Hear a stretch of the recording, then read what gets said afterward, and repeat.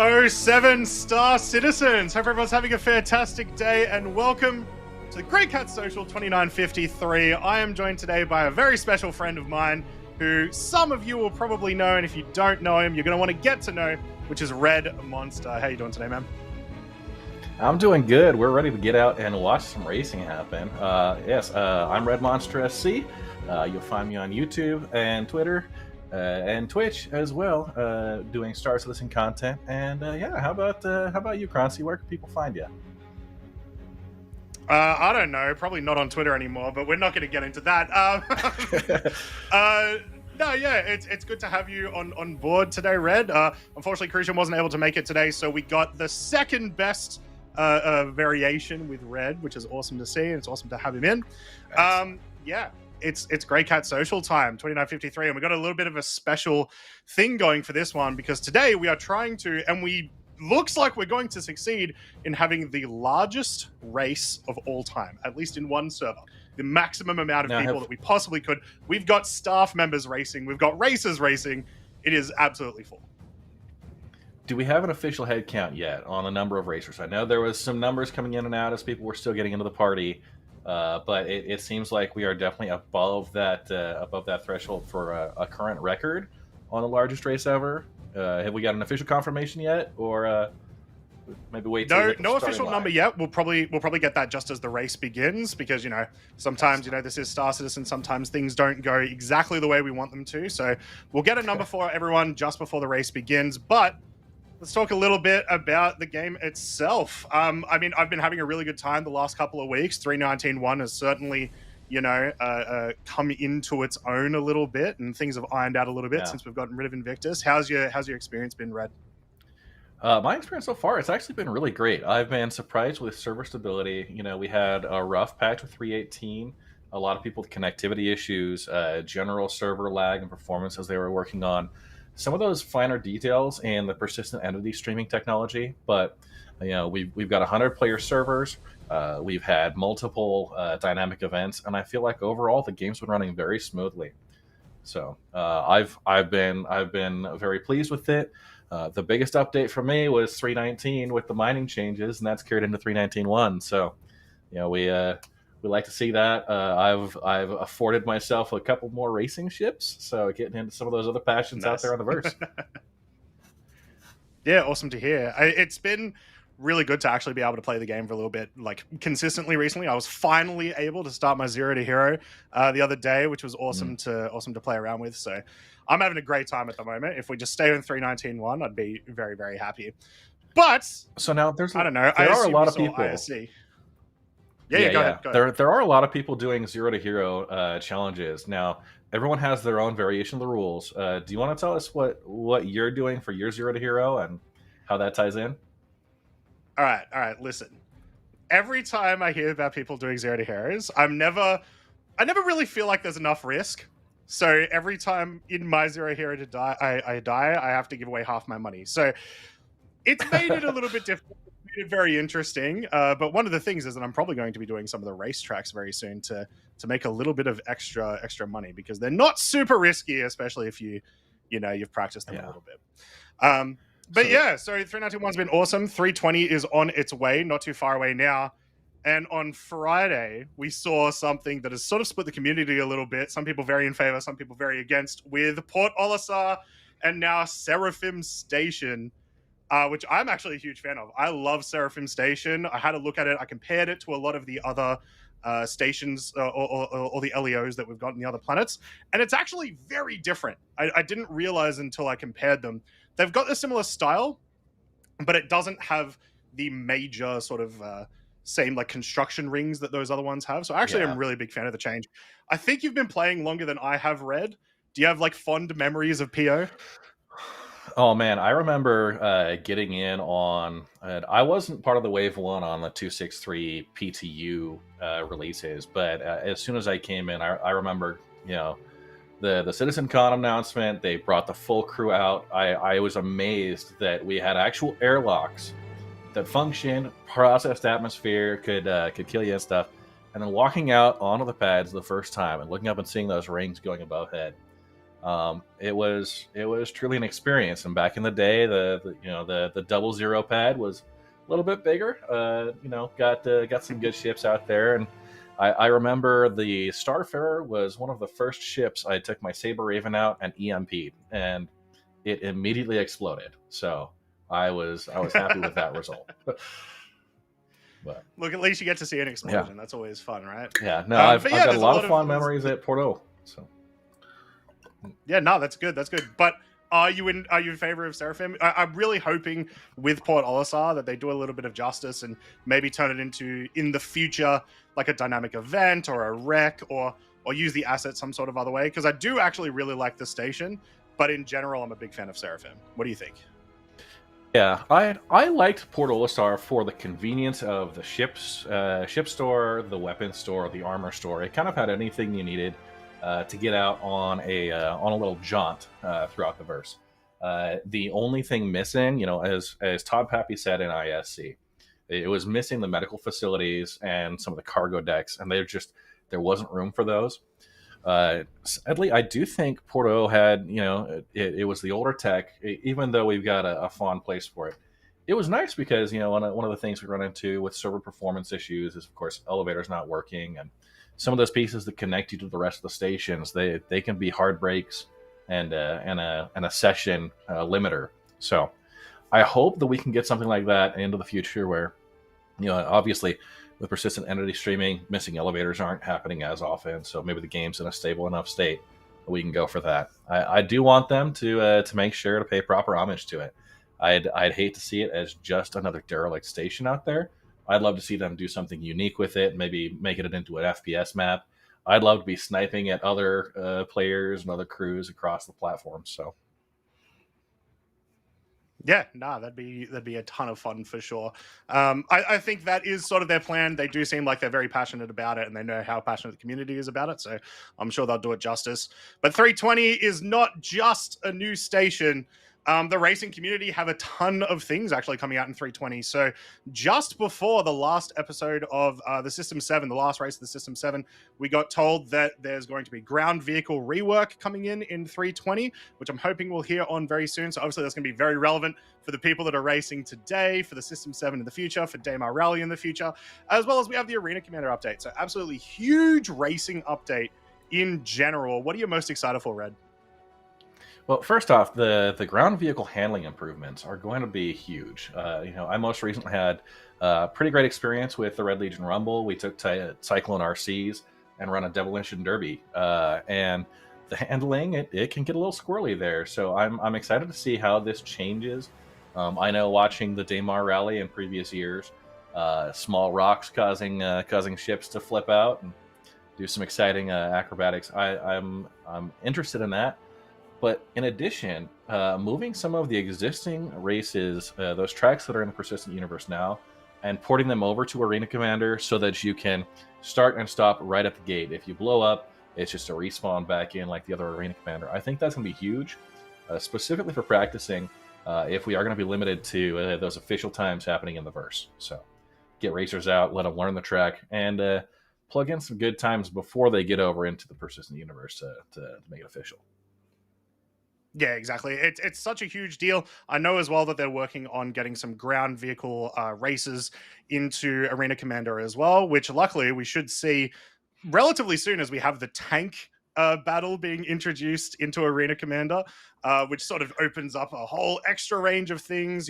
There's people that from Atmo will know, the Hurston Hurt Locker. Now you can get your tank practice on without having to worry about respawning your tank and all that. I love a good tank battle, so I'm really excited for that too. It's going to be a really big deal. I don't think people realize just how much, at least for the racing community, that this change is absolutely massive. And not to mention, Jump Point magazine came out yesterday. And for those of you that may have missed Jump Point, because I know it's not, not the most read magazine of all time, there was a little blurb about everything that's coming out in Arena Commander. And one of those words was master modes. So we're probably going to be seeing some master modes in 320 Arena Commander. So that's going to be huge for everyone.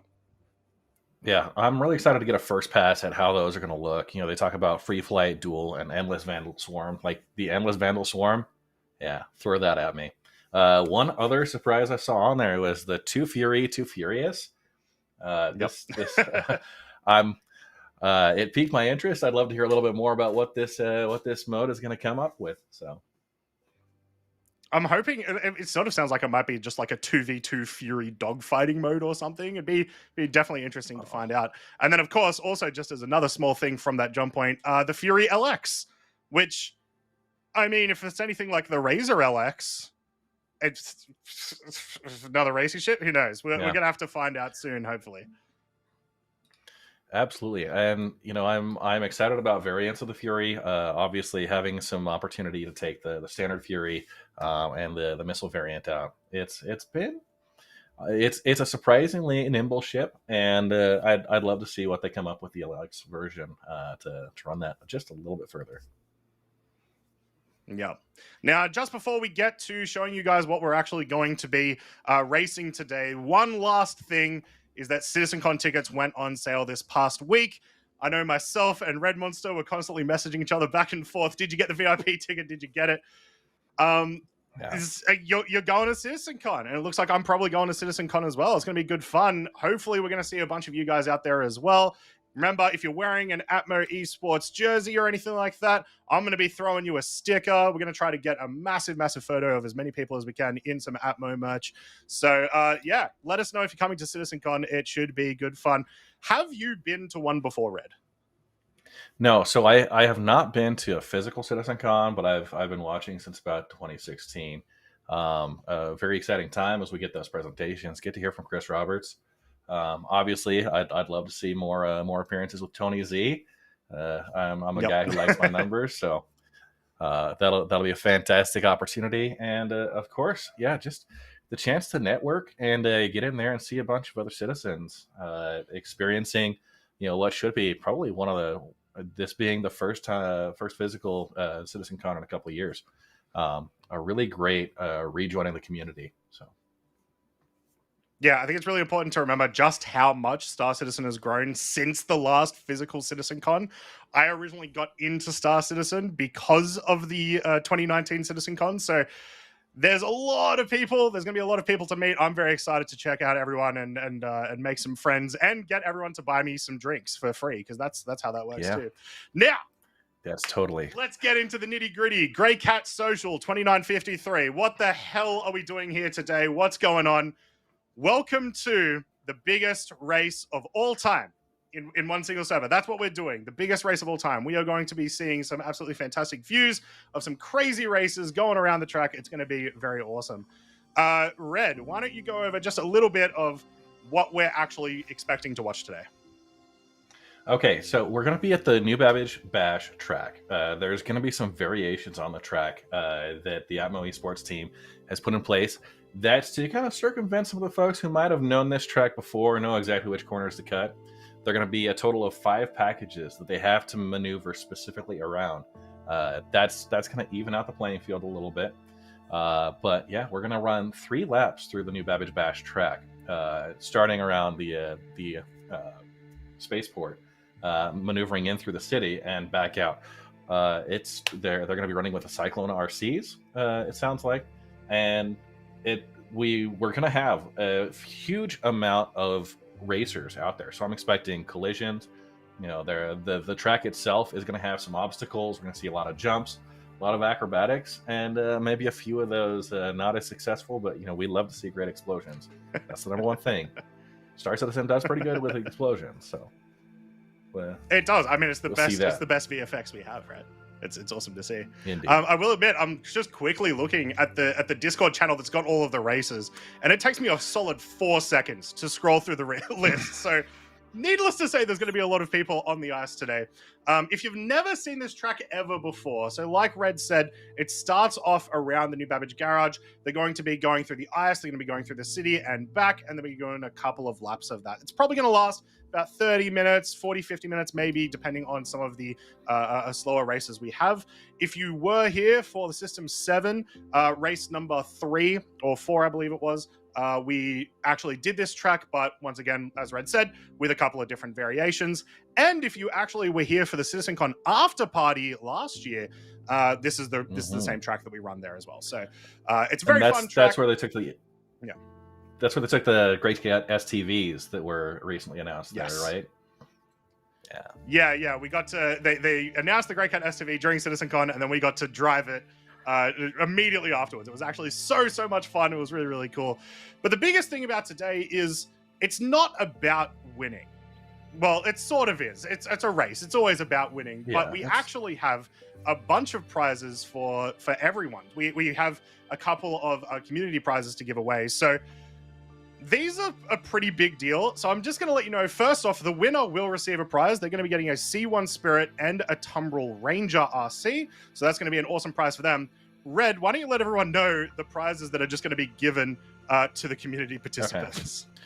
So for the participants in today's race, they're going to be all entered into a raffle for one of 4 prizes. Okay. The first is going to be a Constellation Phoenix with the Lynx Rover.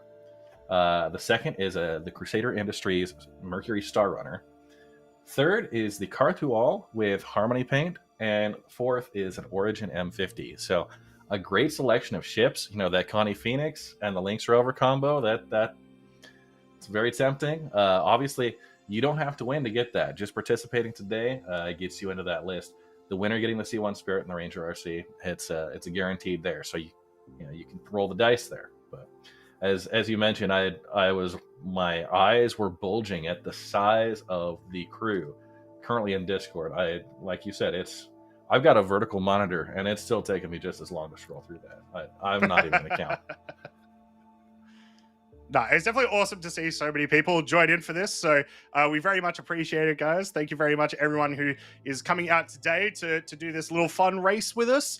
And then, I mean, these prizes are absolutely insane. So thank you very much to, I actually don't know, I assume CIG, Crucian, Atmo, whoever sponsored these prizes is absolutely fantastic. Now, let's get a little bit into it. We're going to have a look at what these guys are actually racing through. So here is the map for the Babbage Bash. And you can see we've sort of got 2 main sections here for the lake and the city area. So we're starting over at where number 4 is. That's the actual start finish of the race. Just in that top right corner there. Right near the garage, the new Babbage garage. It's a lot of ice racing, but it really changes once we get into the city.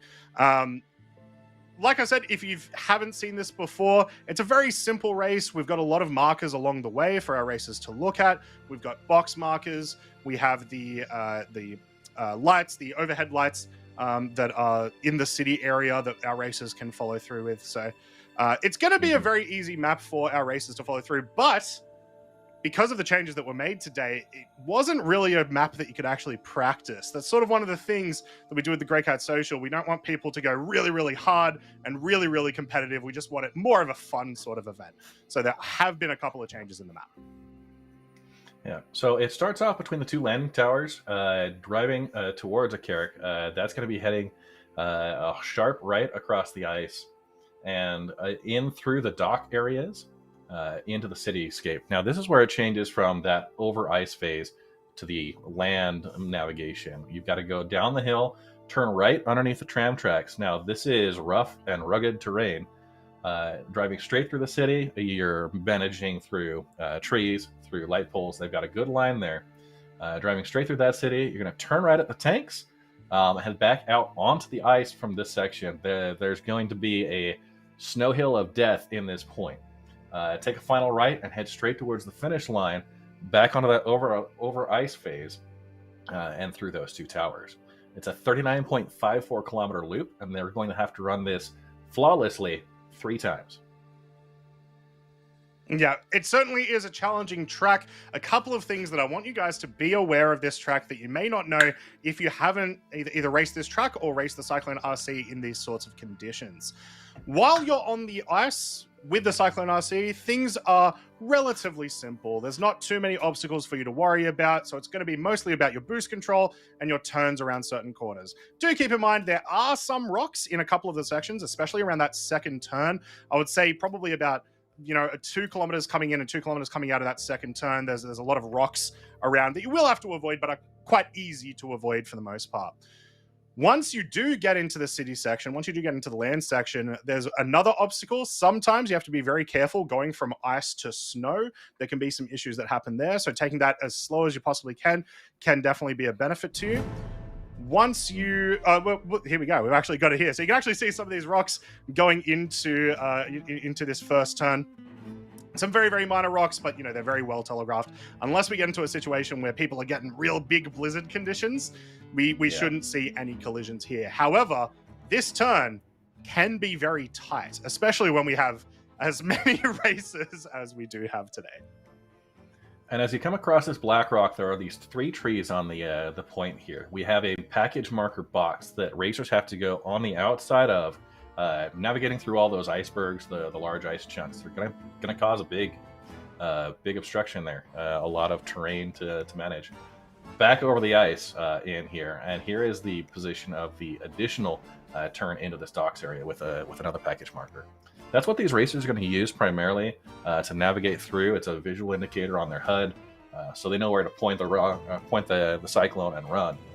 Of course, getting into this rough terrain in through the city, hill climbs, dodging trees, dodging light poles, some narrow clearances in a lot of spots, and of course, jumps. I think we're going to get a couple people stuck in trees. I'm really hoping we get one.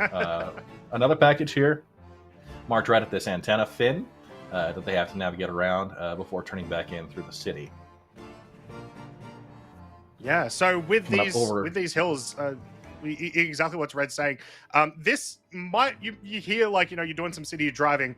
This is not urban driving whatsoever. This is 4-wheel driving realistically. So they've got a lot of things to watch out for. They've got to watch out for the light poles. Got to watch out for the trees. Some of these jumps can land you in sort of awkward positions, especially when using the Cyclone RC with that 55 meters a second speed going off a ramp.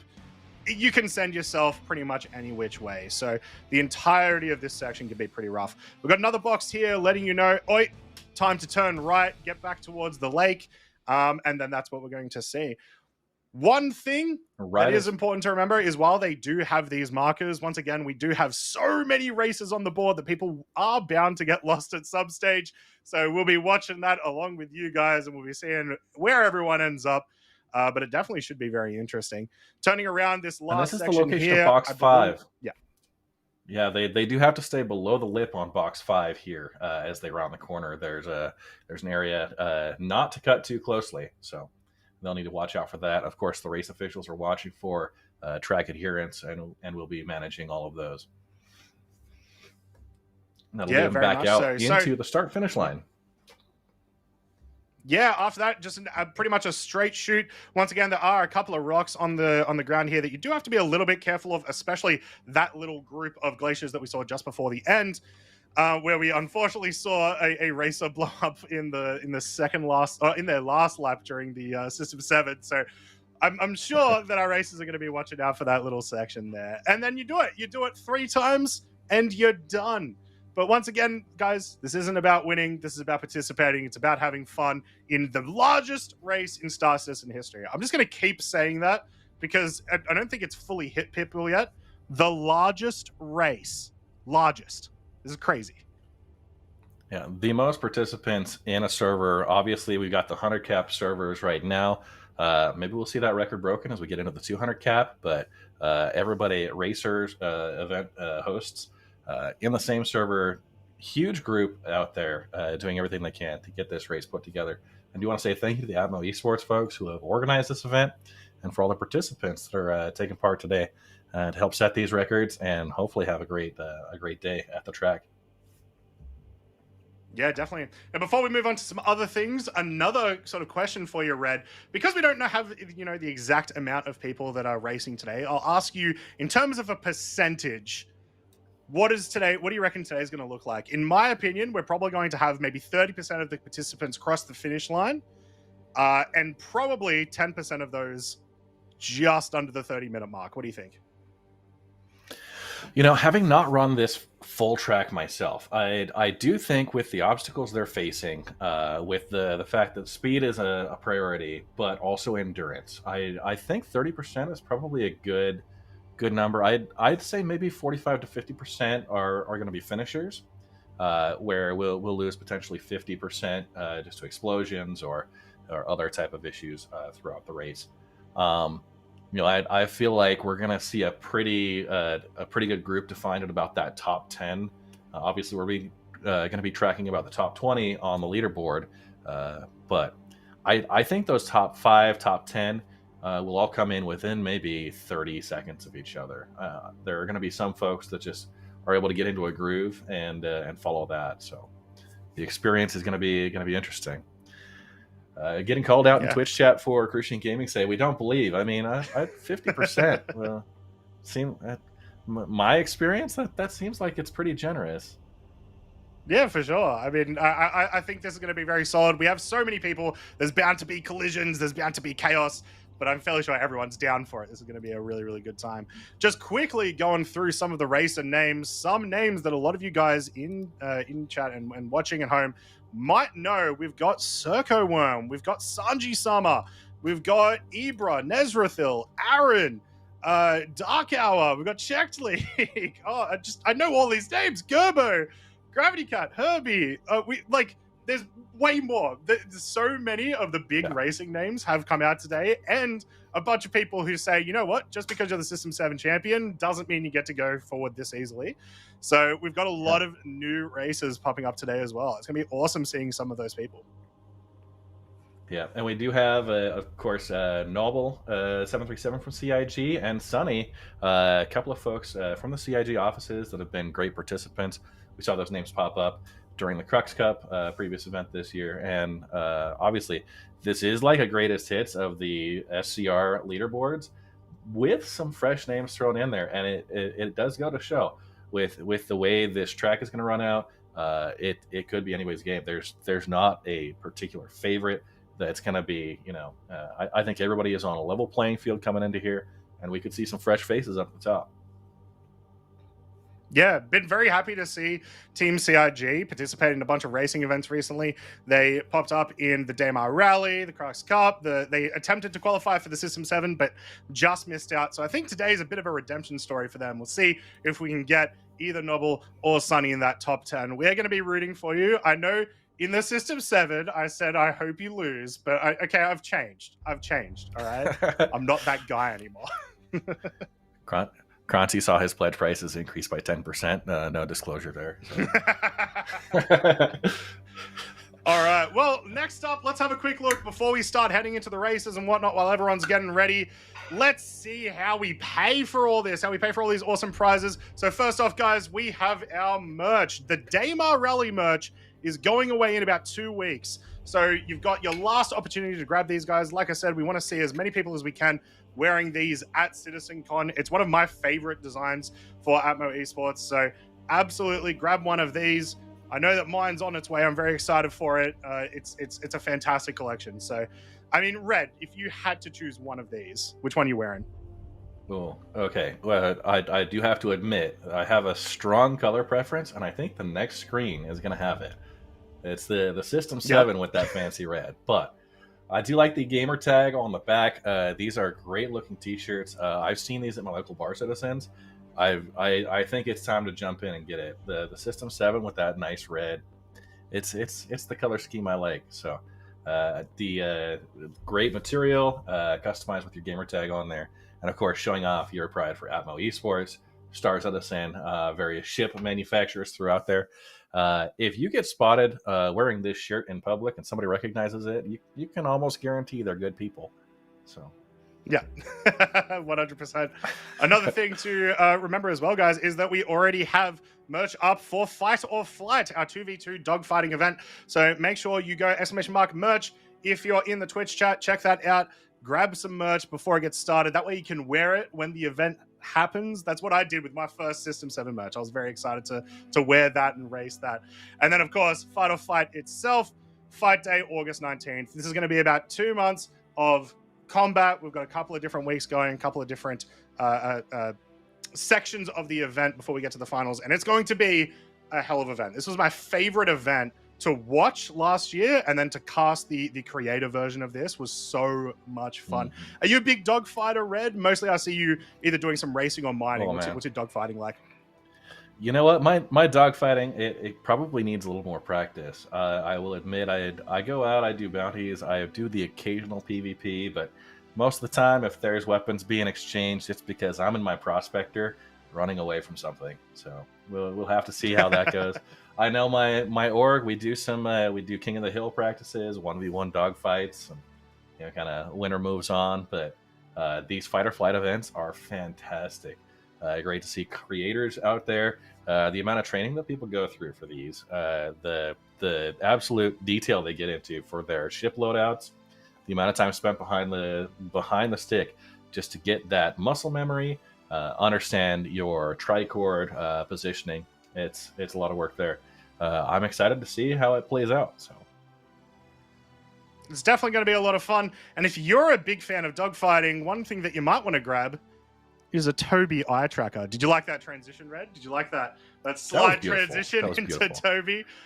So Toby have been supporting Atmo for a couple of years now, and they've been absolutely fantastic. So make sure if you do want to get yourself a Toby eye tracker, it completely changes the way that you play Star Citizen in a fantastic way. Make sure you use code Atmo and get yourself a little bit of a discount there. I mean, I like discounts. Who doesn't love discounts? And speaking of gamer advantage, now you go ahead. The Toby is fantastic setup, head and eye tracking, just right on the bottom of your monitor, and calibration is super simple, but gives you that next level of immersion. So, Gamer Advantage, get a 15% coupon code using code ATMO at checkout. Gamer, obviously getting your optics in line, very much a useful thing for folks who are spending a lot of time in game, avoiding that visual fatigue. Go ahead and tell us more about it, Croncy. Yeah, I mean, these are an absolutely fantastic product. Crucian has been swearing by them to me for ever and ever and ever, so I finally decided last week to put an order in, and I'm going to be getting myself a pair of these glasses. You know, some of the eye strain that we can get, especially as streamers, with lights directly at our face and the screens constantly there all the time. These are going to be an absolutely fantastic update for my full setup. So big fans there. Thank you once again, Gamer Advantage. And lastly, CLX, a brand new sponsor for the Atmo Esports this year. They've been absolutely fantastic to us. We have a little code there for you guys as well. If you want to get a little bit of money off your next build, then go with CLX. One of my favorite things that they have is they have a little thing where it's like, hey, what do you need to do?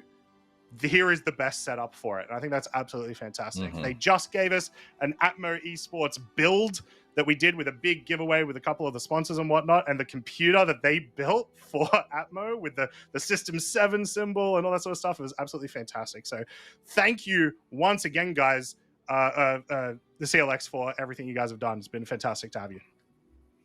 Yeah, they've got the 3% off discount as well. They have the 2 PCs in one, basically.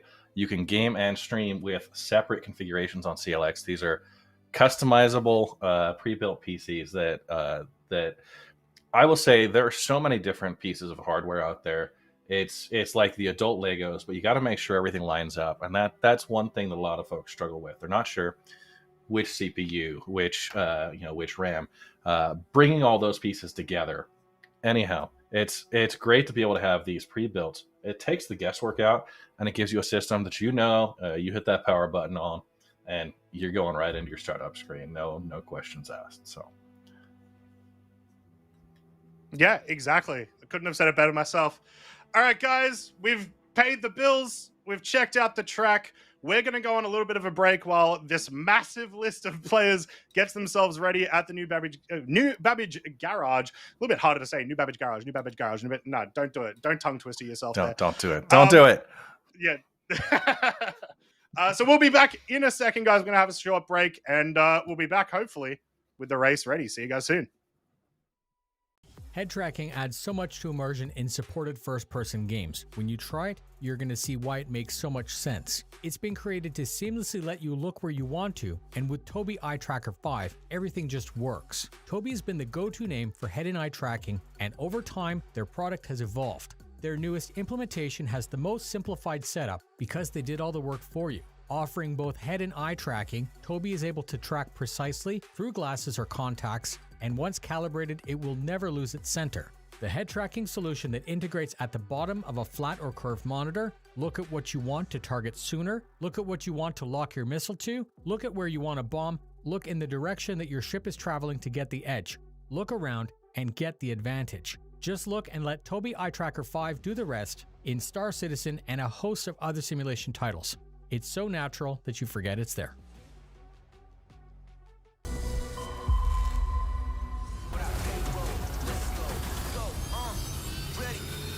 Five, 4, 3, 2, 1, go!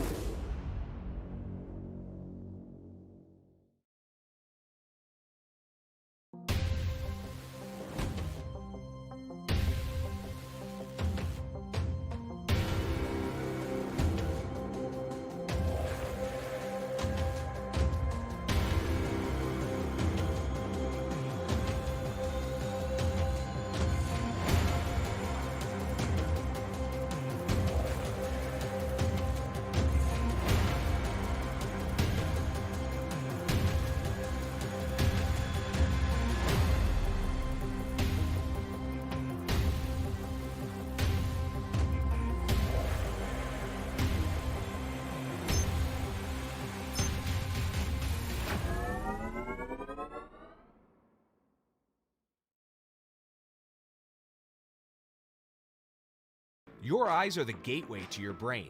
It's time to start getting serious about protecting them. Reinforcements have arrived. Introducing Gamer Advantage, a gaming wellness company rooted in science. Patented, clinically proven, and trusted by thousands of people. Our glasses are designed to fit comfortably under a headset, look amazing, and offer protection indoors and out. Our lens will help you sleep better, which means feel better and perform better. There's no color distortion, and they are available in prescription. Internal protection starts with eye candy, an eye health, immune boost, and antioxidant formula. Fog Away, the #1 selling anti-fog spray for eyewear. Gamer Advantage. Gaming wellness reimagined. Head tracking adds... Look at these Look racers at lined all up of those Cyclones red. Bloody hell. I knew we were going to have a lot of races, but... It's evoking the scene from Independence Day with all the RVs coming across the desert, that flat expanse and just vehicle after vehicle piling off into the distance. I see some Slipstream, some Timberline paints, obviously folks getting out, showing a bit of flair with those paints. Yeah, definitely. I am always, I say this every time I'm casting, if you do put on a skin on your Cyclone RC, you immediately have my favoritism. I will be rooting for you. So all of you red Cyclones, I hope you all come last. And anyone, especially using the blue Cyclone, I hope you absolutely come first. I'm not seeing any at the moment, I'm not going to lie. I'm seeing a couple of different variations. I do not see a blue Cyclone.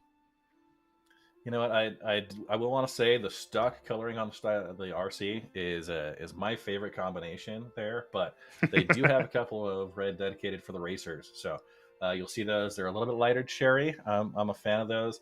This is just the amount of coordination to get all of these vehicles out into the same location, and the fact is just getting them all lined up. This is, oh wow, much broader view here. Everybody's getting lined up.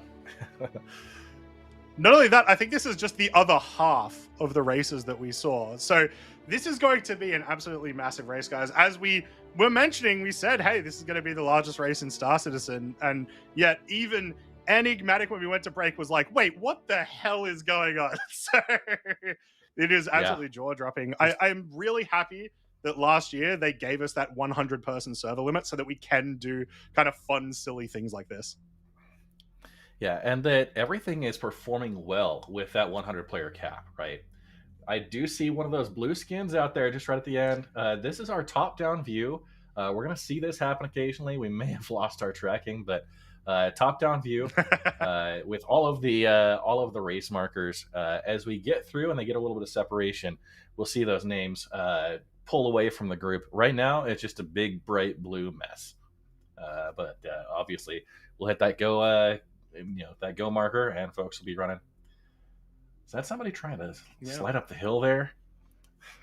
It's the cyclone I see that they'll be trying to get into orbit if they can. I'm sure that vehicle can be a little bit silly, but incredibly fast. Now, I want to talk a little bit about starting strategy. When you're in a race like this and you've got these cyclones so close together with each other, it is inevitable with just, the fact that ping is a thing that exists in real life, that you may end up accidentally crashing into someone immediately.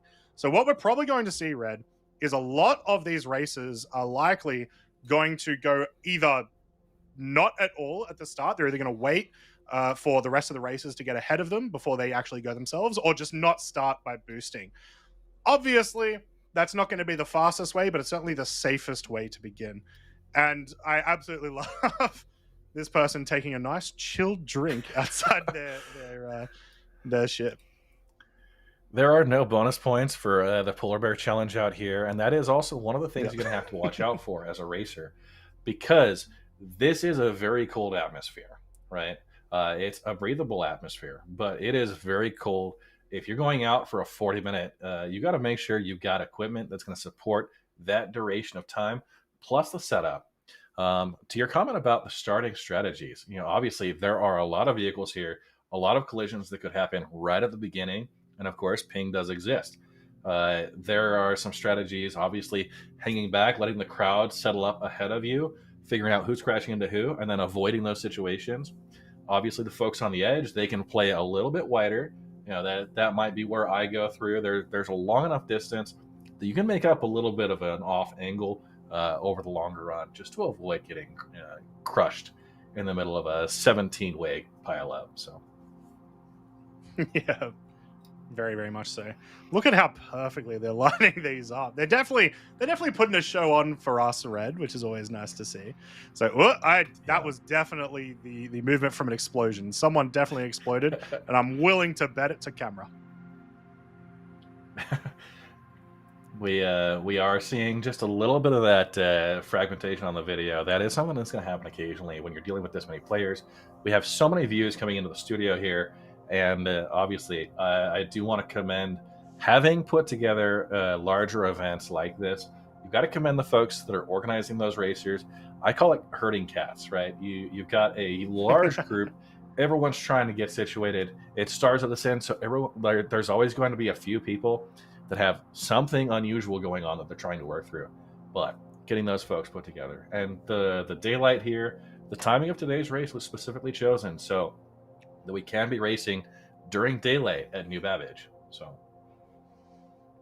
yeah, which is obviously fantastic. Now, luckily, even if the absolute worst happens, if we did end up at nighttime here, it is lucky New Babbage is very much lit up. All of those light posts that you actually see that we saw in the track preview do light up that little area a bit, as well as the cyclone itself has some absolutely fantastic lights too. So there was never going to be an issue here, but it is going to be nice that we are going to get to see all of these skins in their glory going through New Babbage, hopefully exploding.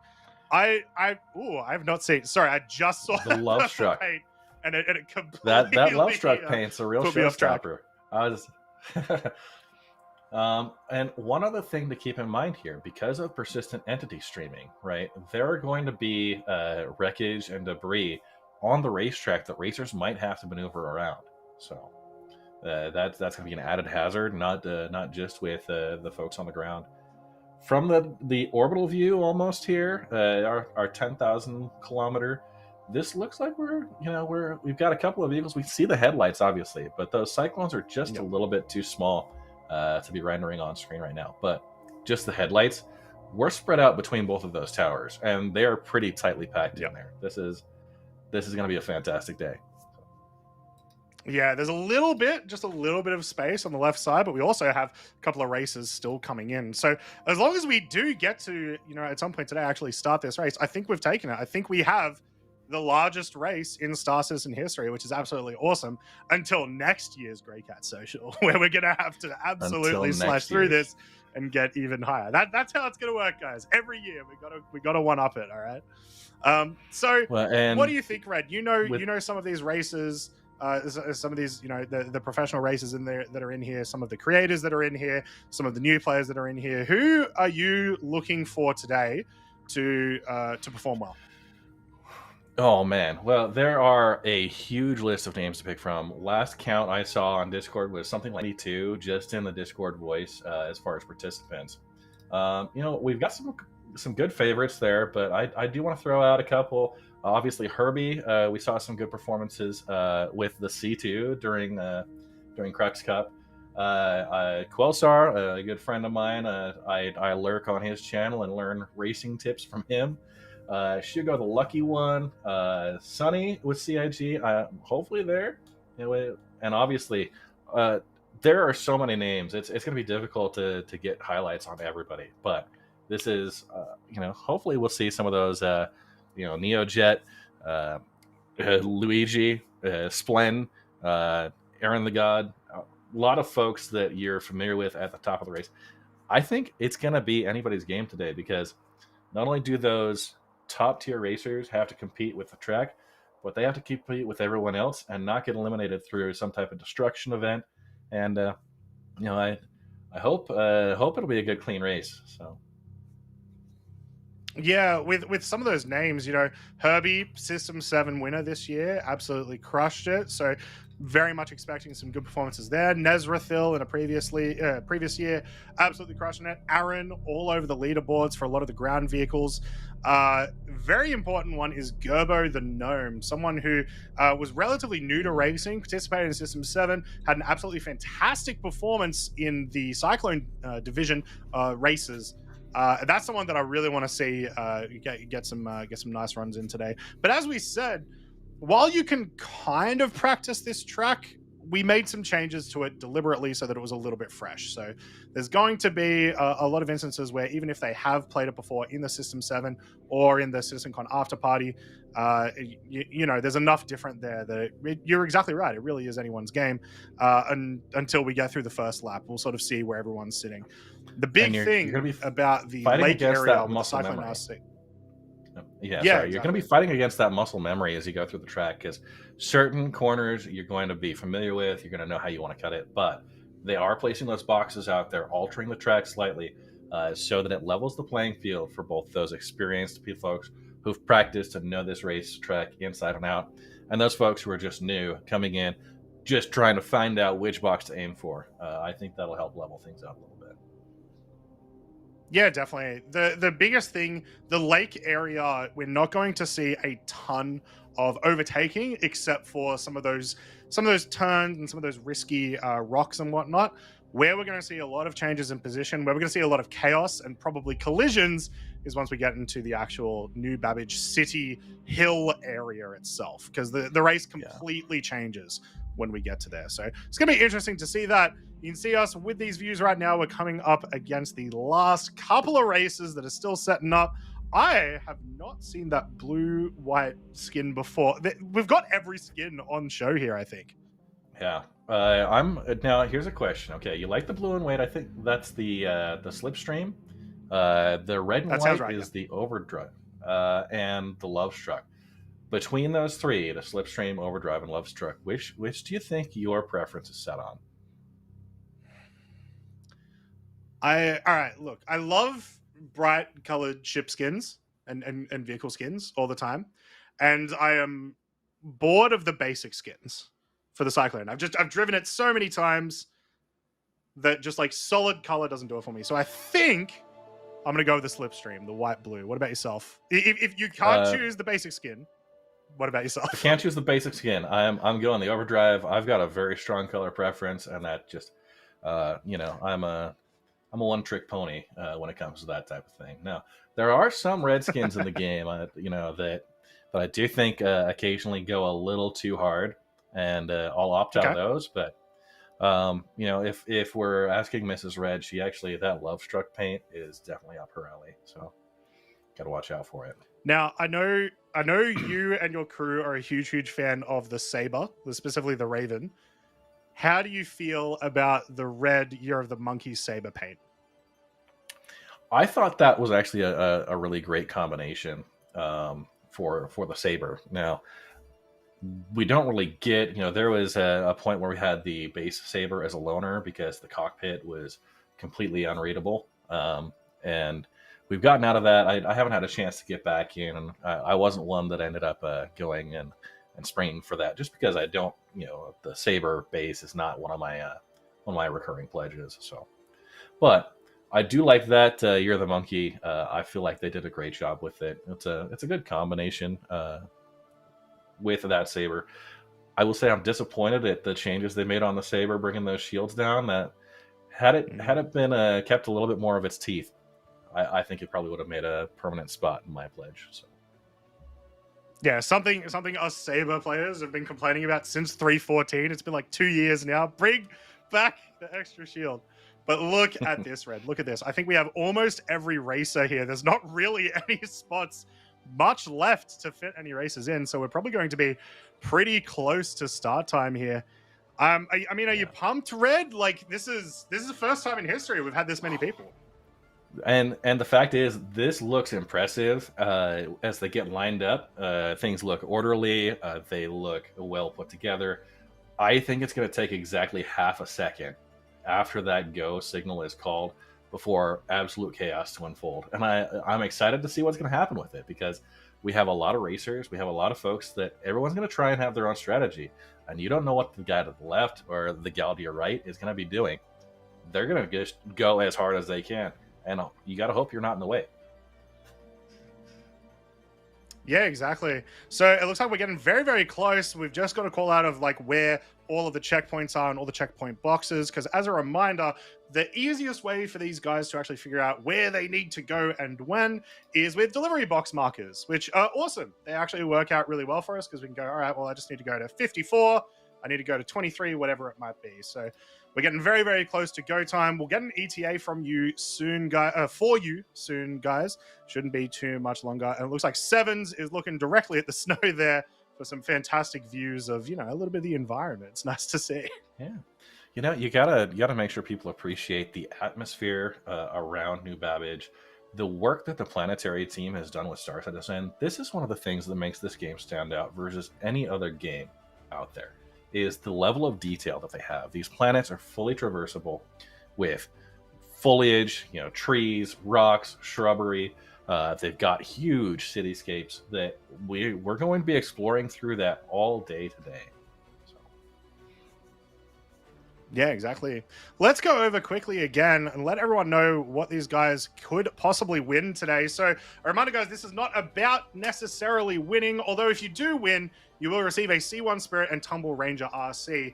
But just participating also puts you in the running for some absolutely fantastic prizes. So we have a Constellation Phoenix with Lynx Rover that we'll be giving away, a Crusader Industries MSR, Mercury Sarana, a Cartawal with the Harmony Paint, which is one of my favorite ships recently, the Cartawal. I've been loving playing that again. And an Origin M50 to get you guys into the racing community, whether you want to do ship racing, ground racing, whatever it might be. There's something there for you. So keep that in mind. If you see the Greycat Social pop up next year and you think that, hey, it might be worth participating in, it definitely is. Yeah, and obviously the Cartawal with that Harmony Paint, that's almost like Love Struck, except it does have more of an iridescent flavor for it. They've brought that Harmony Paint out for the Alien Week, and I feel like CIG, the paints crew, has done a fantastic job with that. One of my favorite looks of any ship in the game is it's actually the Spiria Talon with that Harmony Paint. Great combination of textures, colors, that iridescent figure to it. And of course, flying from the inside, any of those Asperia ships with that virtual cockpit, quite an amazing feature. Something you don't see every day, and one of those things that just floors you the first time you see it when you get into that ship. Look at these racers, man. it looks so absurd seeing that many wheels on the ground. Honestly, it's going to be. I'm really I'm excited for the race overall, but it's really the start of the race when everyone just launches off this line into probably absolute chaos. We're going to see collisions, we're going to see explosions, but I just want that to happen. It's going to be really, really fun. Now, one thing that these guys are also doing, earlier in the cast, we talked about, how we're going to be losing PO to Seraphim Station. Now, these guys are actually going to be going for a little bit of an after party afterwards, where I'm sure that we're going to get a ton of screenshots of and post them everywhere, guys. So make sure you see it, of a little bit of a farewell to PO. Just a nice little community 07 to Stanton's first station. And of course, the goal is for the entire server, everyone that's participating today, to stick around for that send-off. They'll be taking a crewed ship all the way back over to Port Olisar, launch everybody off onto the landing pad there, and give Port Olisar a nice screenshot company send-off. These camera angles coming in from the starting line are they are impressive. Okay, we're going to see a lot of folks right off the bat. We're going to see some separation. We're going to see some explosions. Seen some chatter already about maybe some pre-event collisions going on, whether intentional or not. But that is the nature of slight desync of positions, and might put you in somebody's trunk space. So. No, it's 100% definite deliberate sabotage. Now, I wonder if we can have a look, while we're just waiting a little bit longer for these guys to finish up, if we can have a look at the race map itself again, and we can maybe show you guys where these guys are actually going to be moving, the turns that they're going to be making. So here it is in all of its glory, the racetrack for today. They're starting off just outside at the New Babbage Garage, going straight along the lake, making a big right turn in a large sort of glacial section. And Red, I'll get you to mention the rest of the turns. All right, so after that glacial section, coming back over the ice here, making your way in through the docking area into turn 2, you do have to go all the way in underneath the tram as you traverse up the hillside through the city, and then it's more or less a jaunt through the trees. You've got some jumps, some obvious terrain issues there, and what was mentioned is these trees, these light poles you're going to encounter here, everything seemingly made from adamantium. So you'll collide, you'll get tossed about, but there is no rolling over a tree. It stops you in your tracks. So you're going to have to watch out for that throughout the entire cityscape phase of this race. Coming into turn number 3, again, getting through more of the cityscape, they will have a box positioned, marking the area you have to orbit around and make that turn, and getting back out onto past the tanks, onto the ice. And of course, there is one particular, it was referred to as the Snow Hill of Death, a small sharp angled jump that's very much it's a teaser, right? It looks like it's going to be inconsequential, but it does seem like it's worth its salt there, causing more than a few of its fair share of collisions. Yeah, for sure. This is going to be a fantastic race regardless, but we are going to definitely get to see some absolutely fantastic VFX. I can guarantee that to everyone. I mean, even just the nature of having this many races, just in general, by chance, you're going to have some explosions. So we're going to hope that we can watch as many of them as possible, because the Cyclone explodes very, very beautifully.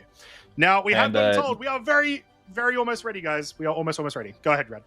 And you will notice most of the racers in the driver's seat seem to be wearing a uniform white armor. This is actually because with the frost going on, the frigid temperatures, those armor, they're being frosted over. And they do have a reminder out there to the racers, make sure you move. You're moving around in the vehicle just so you don't get timed out by the system. But yeah, the longer you stay out there, the colder it's going to get. You got to hope. You've got, we see here the Novikov armor and helmet. Great call out, because that is going to be your key to surviving longer than about 10 minutes out in this type of weather. Yeah, I did see some people when we had some views earlier. I did see some people not wearing any armor or undersuits at all, and I really hope since then that they've put some stuff on, because you're exactly right. You can last about 10 or 11 minutes without any sort of cold protection on here. And, that's not ideal. When the laps themselves are going to last about 10 or 11 minutes. So you're probably not even going to last one lap if you do that. But hey, if you want to go in the nude, that's up to you. That's a choice you can make, I guess. There we go. With the last Maybe it's couple of races, an idea for Greycat Social next year. Yes.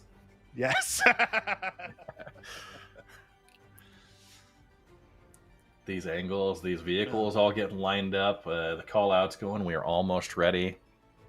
We see a couple of vehicles trying to find their spot in line, just get enough space there between the next guy over that you're not colliding with each other. Some folks hopping out, obviously trying to swap up armor sets, make sure they're set. Do I see one of the Fieldsbury helmets in there? Yes, I believe so, in that purple Cyclone, yeah. All right, now if we see any of those the infected helmets and the why nots, right? The custom unique versions of each. Very excited to see what folks are choosing to go out in, and go out in style for sure. Yeah, I do wonder. We have one. Oh, there we go. Someone's in a medical gown. The med gown. That's also a choice. I think that's going to be a little bit breezy, in my opinion. I think it's one of our cameras, but it's certainly a choice. We'll see how much longer. It looks like it's sevens in the medical gun. So we'll see how long that camera lasts. Hopefully they're able to last a little bit longer. It is the day. It's a couple of degrees better. Now I did see there is a cyclone that is still up on the hill, up on the little like snow mound that's around the tower. I wonder if that's a racer or a staff member, but either way, it's certainly an interesting choice.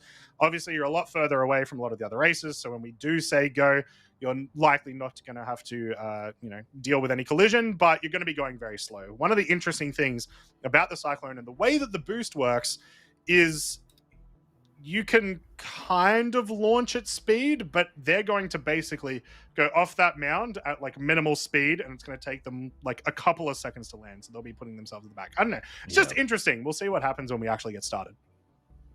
And of course, seeing the support vehicles, we've got the C8R Pisces rescue. We've got a Carrack on site for those that are going to be respawning. It looks like a little bit of debris back behind there from previous ship explosions, and we'll have to see how it plays out with that finish line. Obviously, being a natural choke point. Folks coming in from the ice fields used to dodging different debris and obstructions.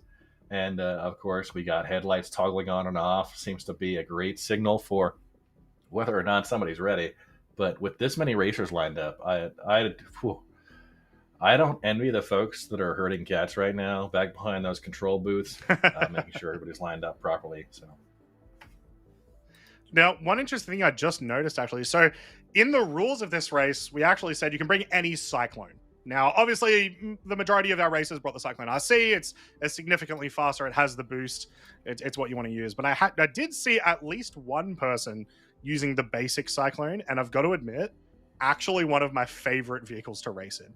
It's weird. It's got like a lot of drift to it, so you've got to do like a little bit more skill when you're doing your turning and whatnot. Obviously, you're not going as fast, but if you get on a small enough track, I absolutely love that. So awesome to see that one out there. Yeah, it's definitely an exciting one. My personal preference is the Cyclone RC with that boost, but you nailed it. There may be some advantages with the base Cyclone. You're dealing with that boost, it can get a little squirrely depending on whether you've got the traction or not. So maybe that base RC is going to see that happen. We'll have to see who ends up finishing with that one, how they compare to the folks doing the RC, which is obviously the racing variant. It's designed for this.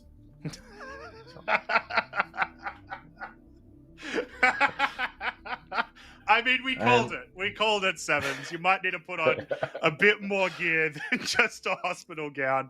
But kudos to you. Congrats for the effort.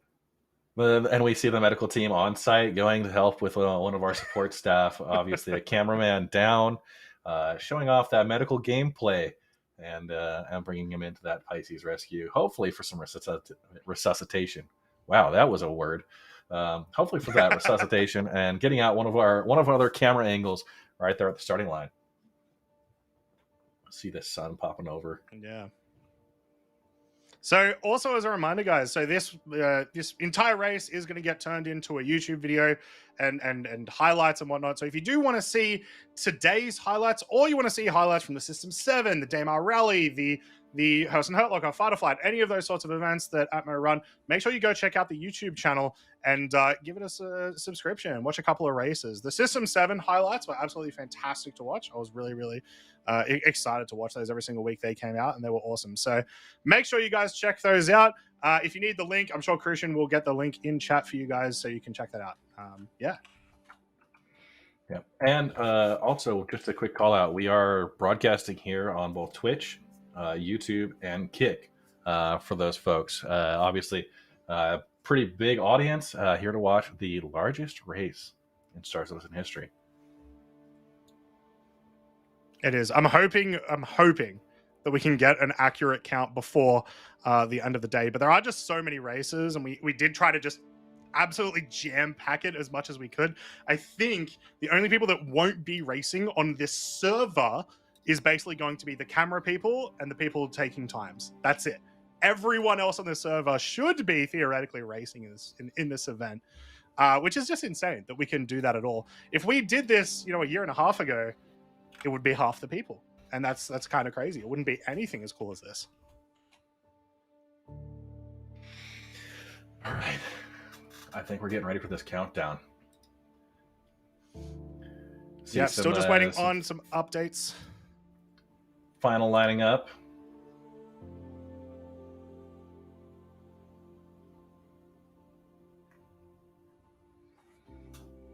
Yeah, so it shouldn't be too much longer, guys. Like we said, we did get an update a little bit earlier that we are very, very close. I think it's literally just, 1 or 2 races that we're just waiting on finishing up and getting lined up. And obviously we need 7s to be resuscitated and get back out there. Well, and it is worth noting that this is probably a great opportunity to get some screenshots for the folks at Atmo Esports. Getting this many vehicles lined up in the right positions. Look at that. Yeah. I would say prepare for explosions. Obviously, we might take a couple of minutes, a couple of extra seconds as folks are going. Somebody reversing out of position. Ooh. Yeah. Way to ruin a shot there, guy.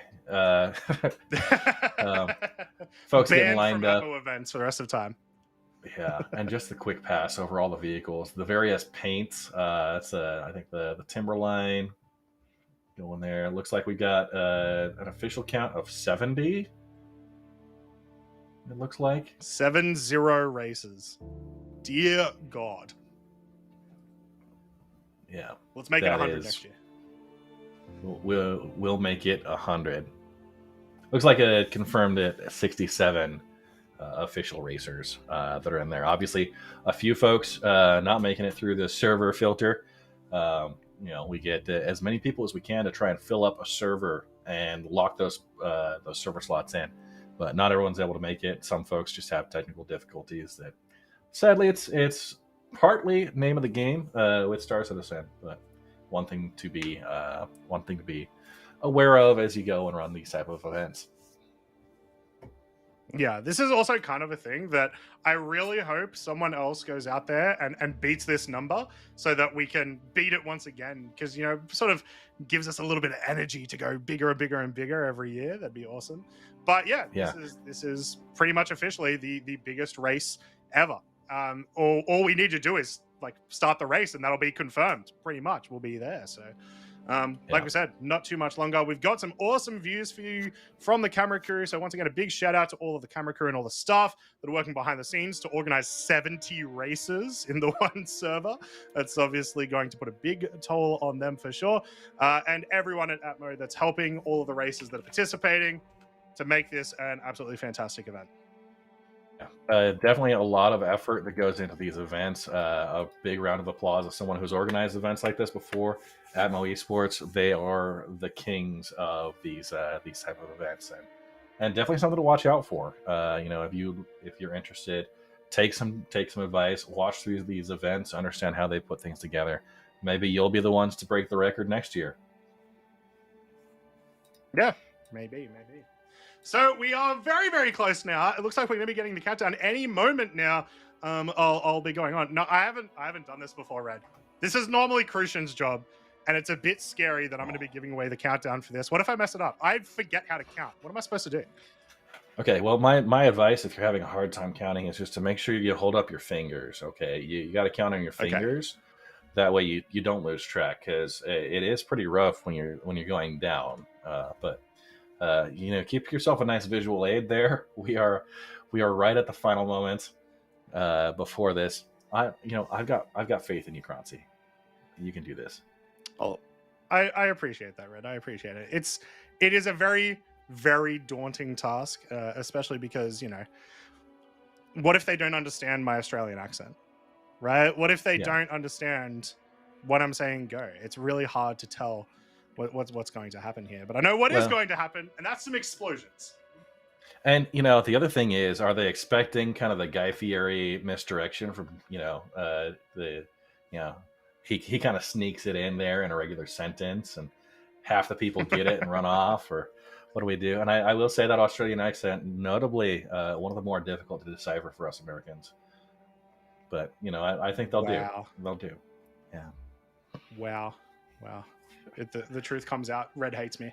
I told you guys. Okay. I told you. I'm getting canceled. Right, ladies and gentlemen, it is about time. Are you all ready? Are you ready, Red? Are you excited? Got my water. We're ready to see this. I am ready to see the first group of explosions right off this bat. And start seeing some of those top 20 pulling away from the pack. Definitely. All right, let's get going, guys. Alrighty, racers. I've been told you're all ready to participate in the biggest race in Star Citizen history. So on go. We'll get you guys to head off. So in 10, 9, 8, 7, 6, 5, 4, 3, 2, 1. Go, go, go, go, go! Get out! Let's see these guys off the racetrack. There's a little bit of a delay. It's all right. We see a couple of explosions already. 5 or 6, 7, 8. Wow. It's a battle out of the trenches. We see one vehicle up in front. He's pulling 360s in front of everyone, just flaunting it. Yeah, I have no idea what's going on. Is what that actually decent might have happened? or just... Not necessarily. They may have lost a wheel and have been propelled by an explosion or something. I'm not sure. We're going to see it looks like they're still spinning from a different camera. They are still spinning. They actually are spinning. That is fantastic. That could be very difficult. They may have gone vertical now. That was a flat spin across the ice there. Look. One lost wheel. I can't speak. What the hell happened? It is very helpful for those racers out there with their headlights on. Getting to see the directionality. Obviously, not everyone needs to, and it is daylight, so a lot of great visibility. You see the occasional boosts, that timing based on who's boosting when. There is no drift physics in Star Citizen. Oh, and we just had a rear collision. Ooh. Could be chalked up to desync. Yeah, very much so. There is drift physics, but not really with the Cyclone RC. It has so much grip that it just doesn't care. So you're able to basically turn with it on a dime, kind of like, you'll see F1 cars do similarly. And look at this. This is already another collision there. Now, a lot of these collisions luckily won't be fatal. So we will just see some of these collisions result in people just getting pushed a little bit further back. But we have never seen something like this. This looks absolutely insane. Man. Look at all these Cyclone RCs. A couple of wheels coming off some Cyclones there. It is going to be now we very get into the hard icebergs. to figure out who's actually winning here. Yeah, we get into the icebergs. These create national choke points. All the explosions, the natural choke points going through these icebergs as folks try and run a line cleanly and avoid the other racers here. There's just so much going on, and obviously with the ice, some of the slick physics, those folks that are up ahead obviously have an advantage, but obviously you'll hit the side there. I'm loving the spinning to win. I'm loving it. So what's happening there, guys, for reference, is they're losing a wheel and then they're either being put in their side or or whatnot, and that's causing them to spin with the way that the friction physics works. So that's what we're seeing there.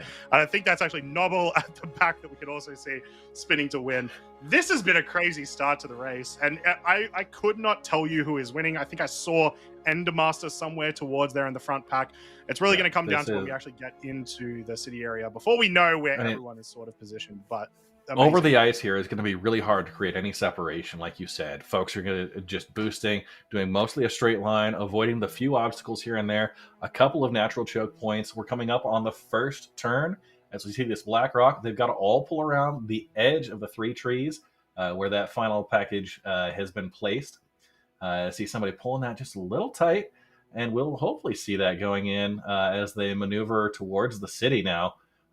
Slightly less debris as they go in this route, but they will have to be very, very careful coming in, not to hit any of those small. Some of this terrain is it's very deceptive. It looks like it's going to be minimal, but it will launch you on your side. That's what we're seeing with a lot of these spin maneuvers, and you can't Beyblade your way through this one. It's 3 full laps. Yeah, one thing that was actually really important to notice in that first turn is that we had both we had people pretty much choose, am I going in this this tighter turn, or am I going the safe route? There is not a lot of space in that tight turn. If you do take that tighter section, you better hope that there's not 2, maybe 3 cyclones near you, because it's going to result in a collision. So we did see a lot of people go quite wide there. And here we've got a great view, so we can actually see here, we've got Endermaster, Big Flex, Ludox, Checkleak. These are guys that we see all the time in System 7 and other racing events. Leading the pack right as now. well. These guys are going very hard. Yeah. And it seems like we got 2 groups. We've got the central column there, led by Endermaster, but then on the right side we've got Brushbringer, followed by a couple of folks, Gravity Cat. We got a Juan Wick coming in behind within that group. Big Flex, Quelsar, just behind that first group. A lot of folks. Mr. Zool, one of our support crew. Checked Leak, Sanji Sama, Infinity 68, Dark Neon. Obviously, I may be calling out some of the support staff based on just the names that I can read, but it's hard from these angles to tell who's in the air or not. And of course, here is looks like our top 2 contenders. That looks like we have Ludox, who just pulled slightly ahead. Yeah, sort of what you were saying before, with like when you're on the ice and you've got your boost, it really is just going to be back and forth until we get to the city, which we're actually approaching really soon. Just there in the distance, you can see the building where our turn marker is situated, and all of these guys are going for as tight of a turn as possible. And it looks like Endermaster currently is our race leader, which is not surprising at all. An absolutely fantastic racer. They've been crushing it over the course of this last year. So well done to you, Endermaster. Let's see if you can hold it together, because there's a lot of racers around you. I mean, look at them all right now. They're all coming for your spot. Oh, fantastic angles here, just as the boost starts and expires. Now, here's a question. As someone who hasn't done much of the Cyclone RC racing, does power triangle management actually matter much as far as your boost replenishment here?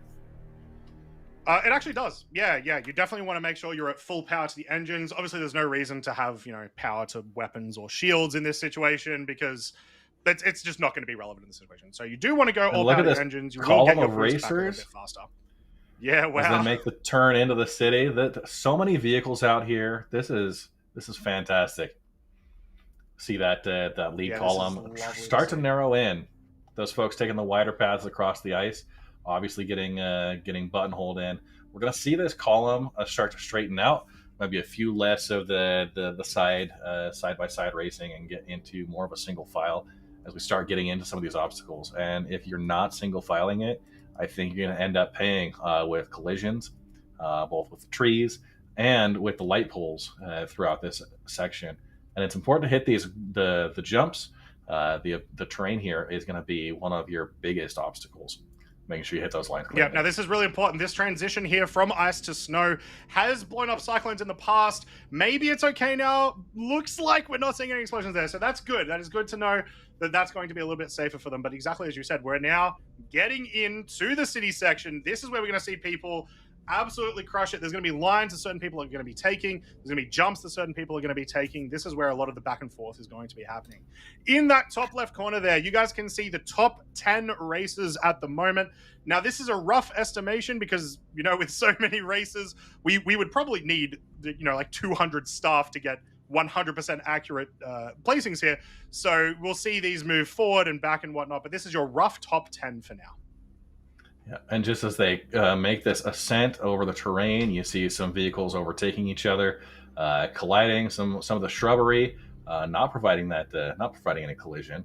And like you said on that transition, we saw quite a few vehicles getting popped into a barrel roll, and we did see a midair collision on that jump. I may have seen some debris pop off of a vehicle. Hopefully, it's nothing critical and just a fender.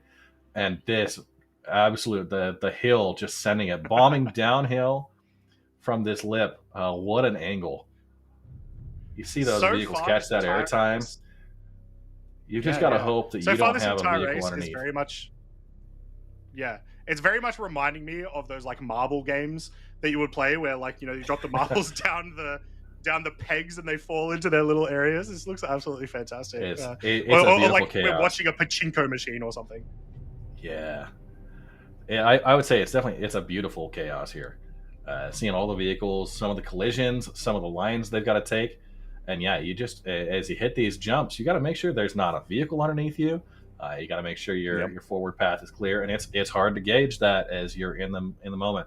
Endermaster, big flex, checked leak, Crushbringer coming up. We see, beyond that, sorry, I'm just expanding my view slightly. After Crushbringer, we've got Circworm, Ludox, Sanji Sama, and I did see Quelsar in there at a 9th position, with Fordsworth coming in just behind.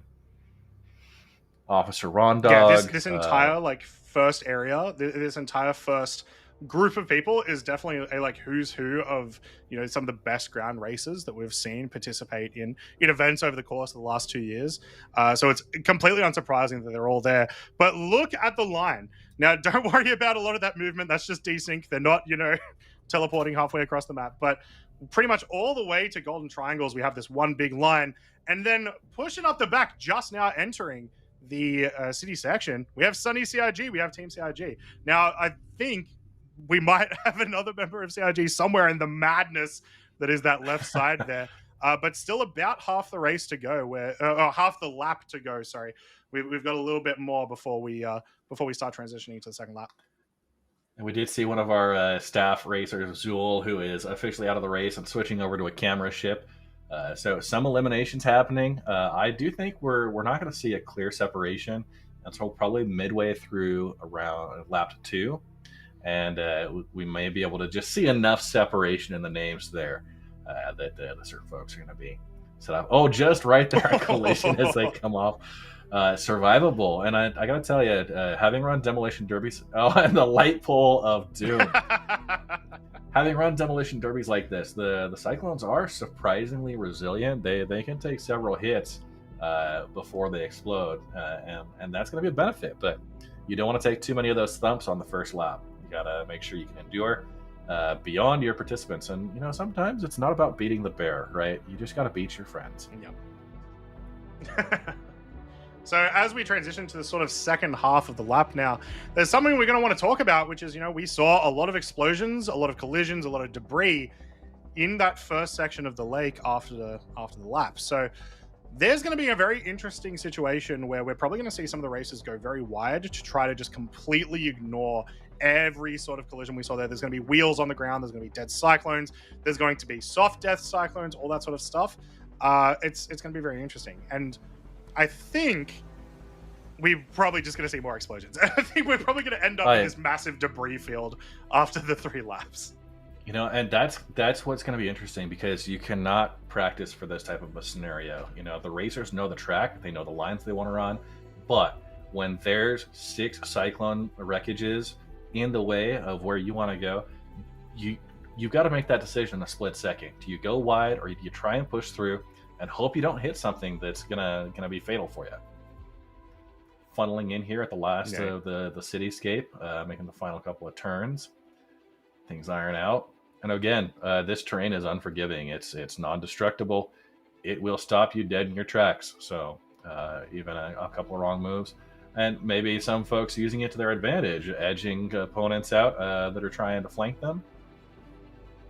We'll have to see how they play especially it. when you're getting close to any of the trees or the light posts. So we're gonna have a quick look at the replay of the start and look at the chaos that happened as we first begun. We've seen collisions, we're seeing explosions, absolute mayhem as 70 racers in their Cyclone RCs leave off there. And look at that spin to win.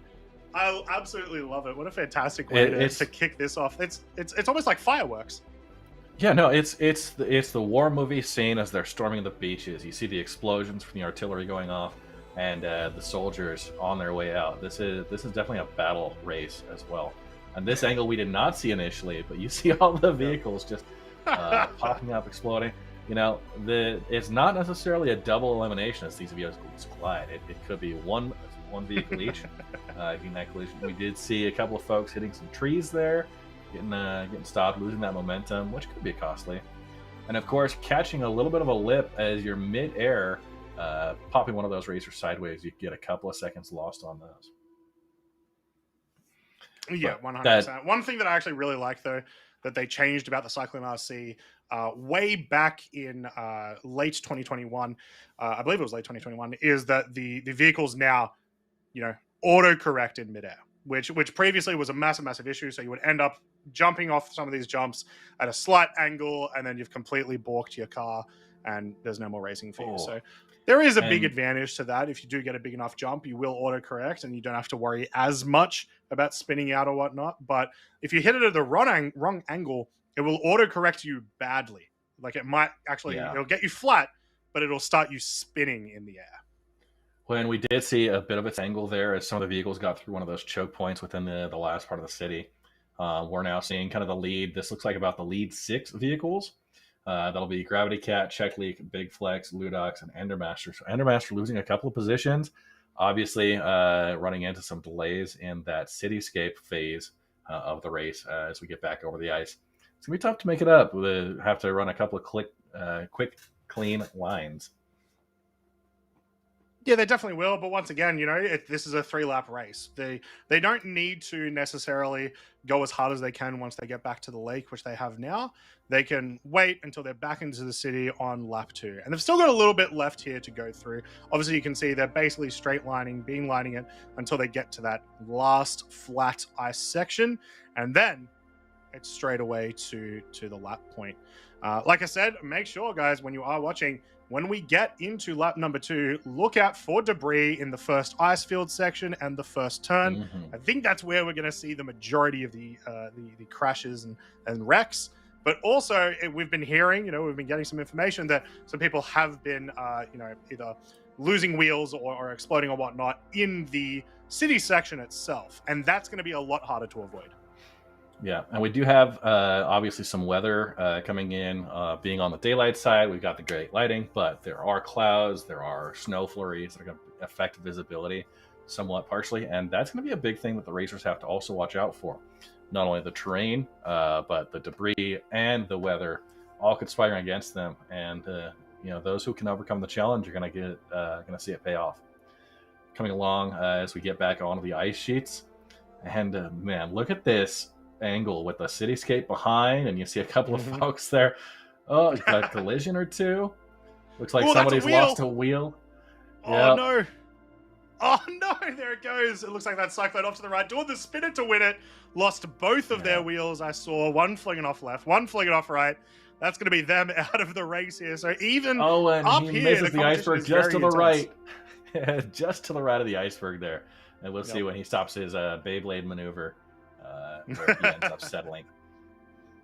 Now, once again, guys, as a reminder, this is mostly a race for fun. There is, of course, the glory of first, and there is a prize for first, but we also have 4 massive prizes that we're giving out just to anyone who participated. We're going to be giving them away at the end of the day. So everyone's here for a good, fun time. So, spinning to win it, I mean, that's good fun. I like that.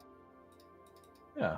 Yeah, the 4 prizes that are raffled off for anyone who participates today: the Constellation Phoenix with the Lynx Rover combo, the Crusader Industries Mercury Star Runner, Gartual with Harmony Paint, and the Origin M50. Neither one of those ships is something I would pass up.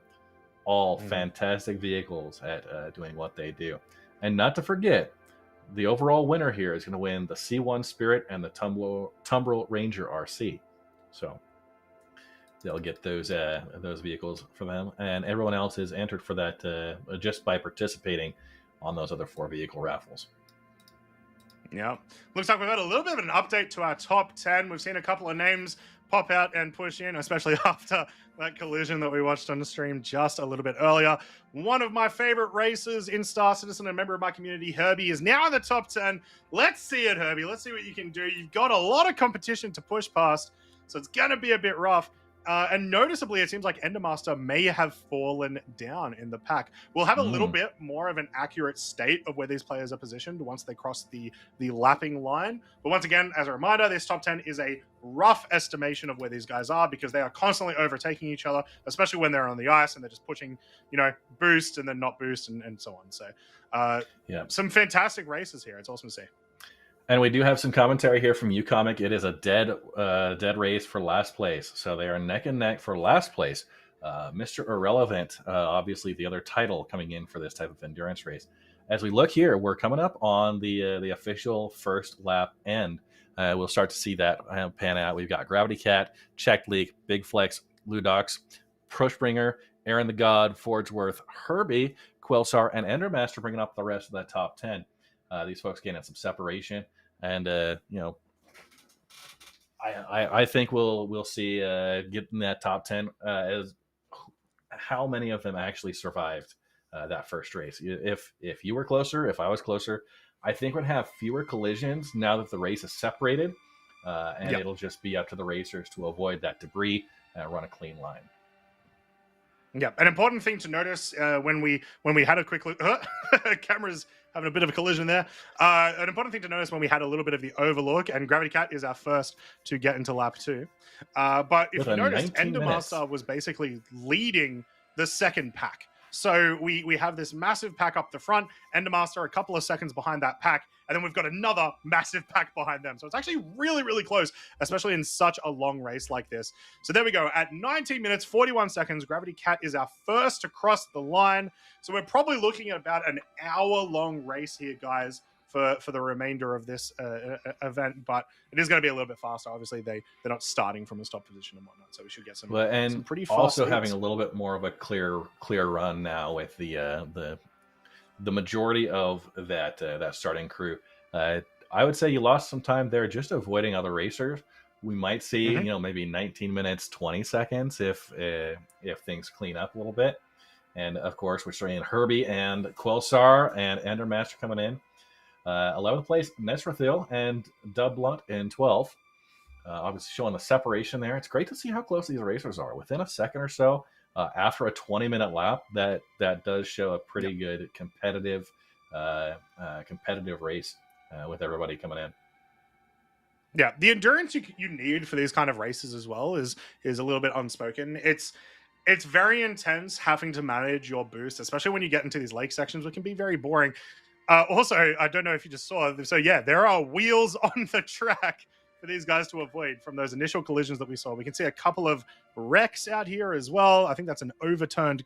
Yeah, look, they're all starting to stream in now. We've got some upside down cyclones. We've got some blown up cyclones. We've got wheels everywhere. You've got to have to be careful when you come around that lap. What the hell happened here? We've seen this one before, and it is one of those things we predicted as we came in. That initial starting area is going to get a little bit messy. Obviously, had one vehicle crash just before, and now leaders are coming into the icebergs. You see some of the wreckage. They're hiding behind icebergs, just waiting to pop out and get you. I wonder how many of those folks have come back out on the ice to pull up their ship wreckage and recover some of those subscriber exclusive items that they wanted to show off at the starting line. Yeah, no, that's a good point. There's definitely going to be some sort of cleanup effort after this.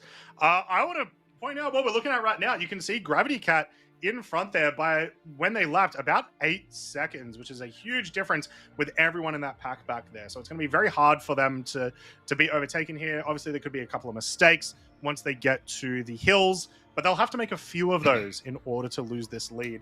Gravity Cat, another one of the races that we saw in this System 7 that, this past System 7, that absolutely outperformed expectations. So another fantastic racer. It is not surprising that they're in first, but with Checked Leak, Big Flex, Ludox, Prospringer, Aaron, Fordsworth, Herbie, Quasar, and Endermaster all behind you by no more than 30 seconds. You got to keep it up. You can't afford mistakes. Well, and you can easily lose 10 seconds on any of these turns. If you hit the wrong, if you just clip some of the terrain, that lead's going to disappear rapidly. So you've got to be on your game as far as hitting clean lines, trying to avoid those collisions, avoiding debris. It does look like there might be a wheel or something just on the right about 2 car lengths wide from that corner. So something people can collide into. And you see as these racers come out, a couple of headlights going. Great look across the ice sheet with the icebergs popping through. Seeing who can get the line and managing that boost as they get through. Go ahead. Yeah, so we can see this is the major front group that we've been watching have crossed around that first turn there. It's going to be a straight shoot from here to the city, where once again we're going to see a lot of changing back and forth between a couple of these races. Now, once again, we did change up the track a little bit to keep some of our experienced racers on their toes.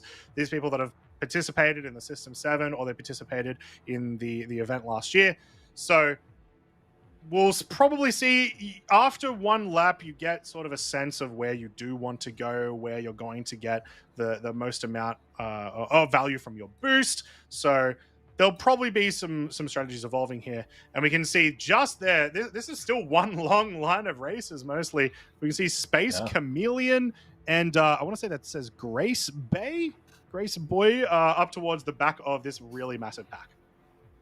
Yeah, and there is some separation. We're getting some clean names off of here, but we do want to be careful there. The top 9 were about 18 seconds apart, just a little shy of 18 seconds, and then coming in another 10 seconds behind there was number 10. We're going to see these other, the separation between them, only a second or so, and you're going to have to watch that because that type of lead will disappear very quickly. You can find yourself moving from first down into 10th place very, very quickly with just even the slightest miscalculated run. Yeah, it's been very fun to watch so far. I was just sort of noticing then, as they're all on the lake, because there's not really much for them to do other than go straight and boost. Watching the little packs of them sort of move up with their boost and then fall back into the pack and move up and fall back. You don't really get to see that in any of these other races, so I'm really happy that we chose the Cyclone RC for this race today. Yeah, the boost with the RC is one of the perks there, and do you time it with the other folks? Do you take a half a boost cycle to maybe pull it back just a little bit, recharge, and keep up with that drift behind? But yeah, this is going to be a matter of seconds, just 1 or 2 seconds shaved here and there could be the big difference. Yeah, an important thing to note with the boost itself of the Cyclone. So while you do want your boost coming back as fast as possible, so you mess around with your power triangle, the actual acceleration and deceleration of the vehicle with the boost, unless you are jumping, is kind of it's almost immediate. You will find yourself getting to that max speed straight away or falling back down to the sub boost max speed pretty much straight away. So there's not much advantage to holding your boost until it's full, unless we get into this new Babbage section where it does matter if you are launching yourself off a jump at max speed. Yeah, and once you launch yourself, you can really pull off that boost and you can carry that momentum forward. It's gonna be very interesting to see who's able to time that properly, maintain some of that boost, maybe recharge while they're midair, and seeing these vehicles and just the scale. All right. These are full-size vehicles, multiple passenger potential coming in, and just little specks as they move across this ice sheet into the cityscape. And this is going to be the more challenging, the technical maneuvering through the objects and trees, terrain, rocks coming off of these hills. if you boost off at the top of that hill properly, you can catch a lot of extra airtime, and you don't have to worry about maybe that navigation that's going to be a little bit more tricky through some of these obstacles. Yeah. This race. Oh, there we go. So that was a collision with a body. I can't tell what Fender. that was. I think that was a body panel or a potential fender just kicked off. We'll have to keep an eye on that. But like I said, you'll shave a couple of seconds off with one of those hits, and it looks like the vehicle is actually slowing down. The person behind is catching up just ever so slightly. We need to see how they're managing. I think the other person had a little bit better boost control as they were coming over those hills, so they were able to use that to the best advantage. If one of the other things is, you don't want to be boosting with your wheels off the ground, so they might be, utilizing that a bit more. So they were able to close that gap a little bit. But right now, that person who is at the front, which I do believe is still Gravity Cat, just barely able to hold on onto that lead. Now we are going to very, very soon see some of these races pop down there. There we go. I see one now. These cyclones launching down this. It's almost like a fountain. Just a fountain of cyclones. It's the Microtech Plinko machine. That's I think the best example we've got. Coming in, avoiding those trees, obviously trying to find a good ledge, and it's hard as you're coming over the top of that hill. You are blind to the obstacles below you. You just have to hang on and hope you don't hit anything too consequential. Yeah, I think I even saw there some of our races actually collide at the bottom of the hill as they're sort of, readjusting to continue along their way. Oh, this event itself is getting me really, really inspired. I want to see this, but with tonks.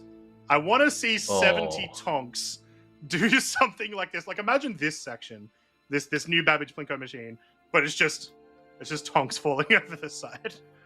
I'm inspired by it. I will say one of my major concerns with the tanks has been the handling. These Cyclone RCs are climbing up. We just had a collision there. Choke point, and someone is watching the rest of their vehicle scatter as someone leaves them in the dust. That is quite unfortunate, but these collisions do affect both vehicles. So one to keep an eye out for. Yeah, those tanks, I've had struggles with the handling, and it would be a challenge to overcome. But we'll have to see how that turns out in the 320 vehicle handling update. Yeah, exactly. One thing as well, so we did just see that explosion. These hits that they're having with even just minor collisions are going to start building up. There's that many races here that I wouldn't be surprised if probably every single racer has had some sort of collision here.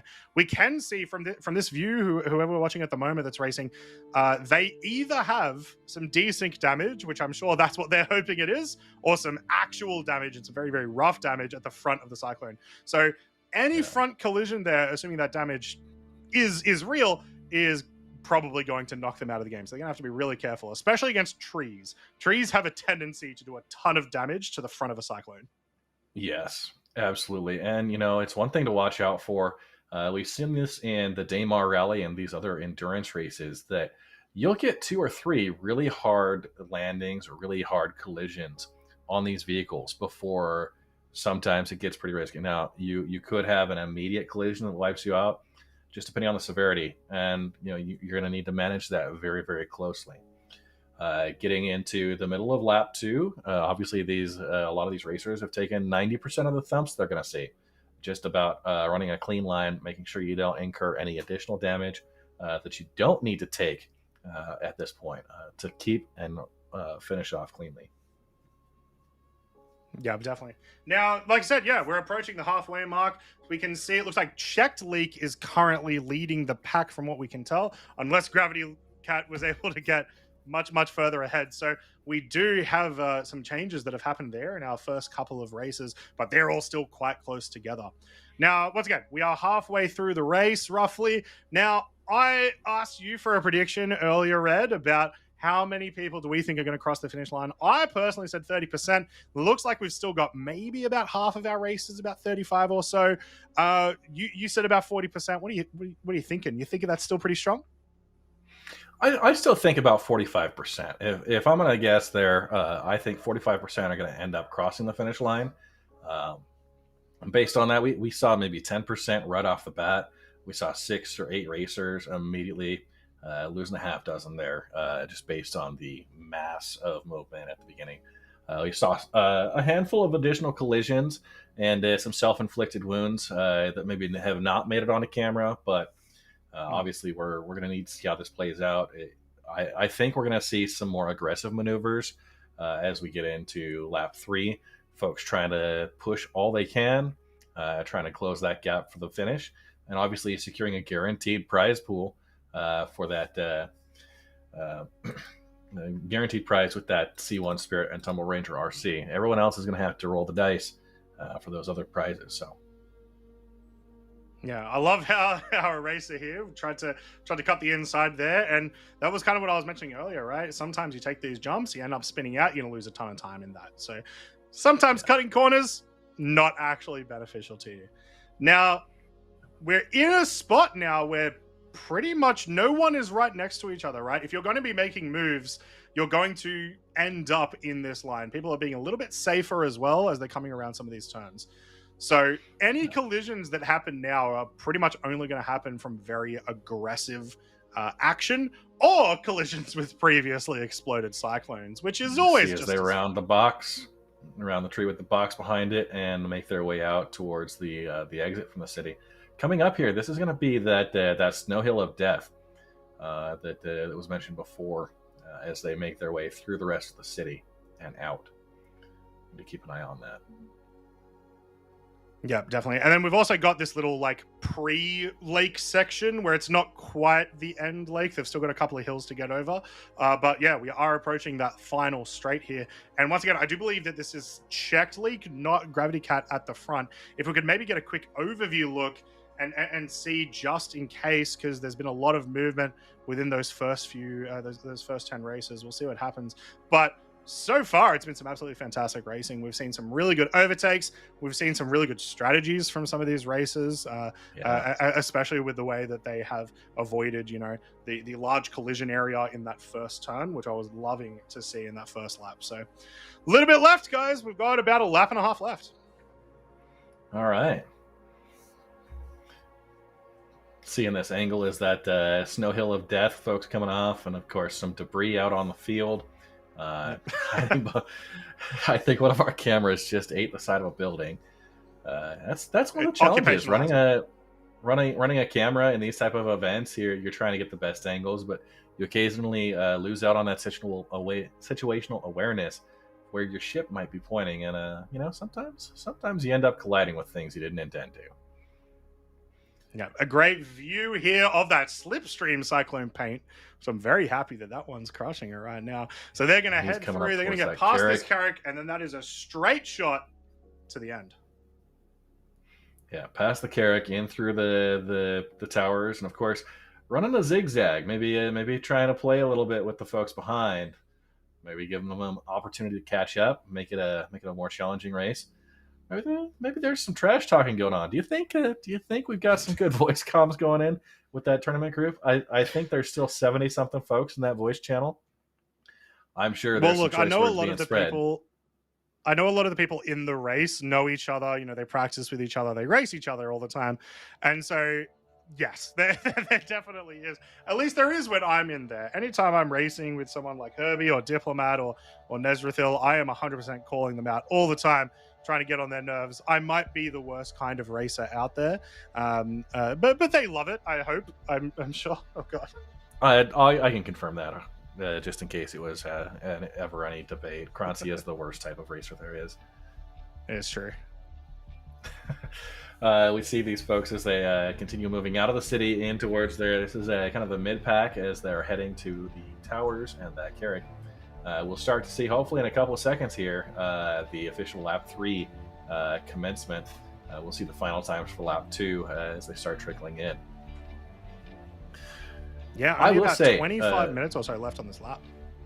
On this race. I will say there are quite a lot of folks in here. Yeah, the sportsmanship demonstrated by the participants is I'm floored by it. Right, I've been to a couple of these big racing events, and the fact is, you get into the voice chat afterwards, and there aren't any hard feelings. You know, the folks that are in there are they're having the time of their lives. Right, these events are fun, and whether or not you win or you place, you know, even if you get exploded right off of the bat, you get to sit there and appreciate the experience.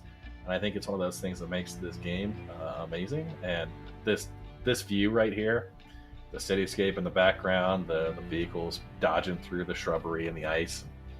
It's an amazing experience to be a part of, and I'm sure everyone else appreciates it. Getting this size of a group together, also, you know, there's a feeling behind it, and that feeling is excitement. I can't help but every time we look at this view, I can't help but remember Ludox's terrible explosion in System 7. It hurt me to my core. It happened like 2 months ago now, but I see it when I close my eyes. But luckily, the Cyclone RC, a little bit more resilient, doesn't have to deal with that sort of stuff most of the time. So hopefully we won't see the exact same thing happen. Maybe I'm jinxing it. I probably shouldn't say anything. Well, you know, there is the term getting stars at this end, right? It's there for a reason. The most unfortunate. And here we see the remnants, the sad story of someone's race that never was. Brings a tear to the eye. The pure amount of debris around those glaciers is just astounding. It truly has just become a cyclone graveyard at this rate. But we've still managed to keep about half of our races on the board here, and we haven't seen too many collisions, too many explosions in this lap number 2. It was just, once again, that lap 1 with 70 races all launching off at the same time, all turning at the same time. You're bound to have some collisions, right? It's just by the nature of the race. And I do think it's worth giving a quick call out to all the folks from the New Babbage Parks and Recreation Department who are going to have to come and clean this up after the race is over. There are quite a few individual wreck sites, and hopefully not too many investigations. But you know, there will be some debris. Sorry, guys. What I would love to see is once we get the larger tractor beams, having after an event like this, you know, people going around moving all of these big wrecks like into a pile and just watching a reclaimer come down and turn it all into UEC. Because one, you know, you got to clean up after your mess, guys. You know, we can't just be leaving Cyclone RCs like this out here on the lake. What if people want to come skiing? All right, so, and here we go. So it looks like we have Gravity Cat and Checked Leak right at the front, from what we can tell with that leaderboard. 1 and 2. Sorry, yeah, we're seeing delay. some people come in for their third lap. Yeah, 2.3 seconds between second and third place. That's Check Leak and Bushbringer. Ludox and Herbie coming in about 6.8 seconds separation. They will continue burning through there. And let's see, we've got Herbie, Aaron the God, Big Flex, Endermaster, Quillstar, 9th place.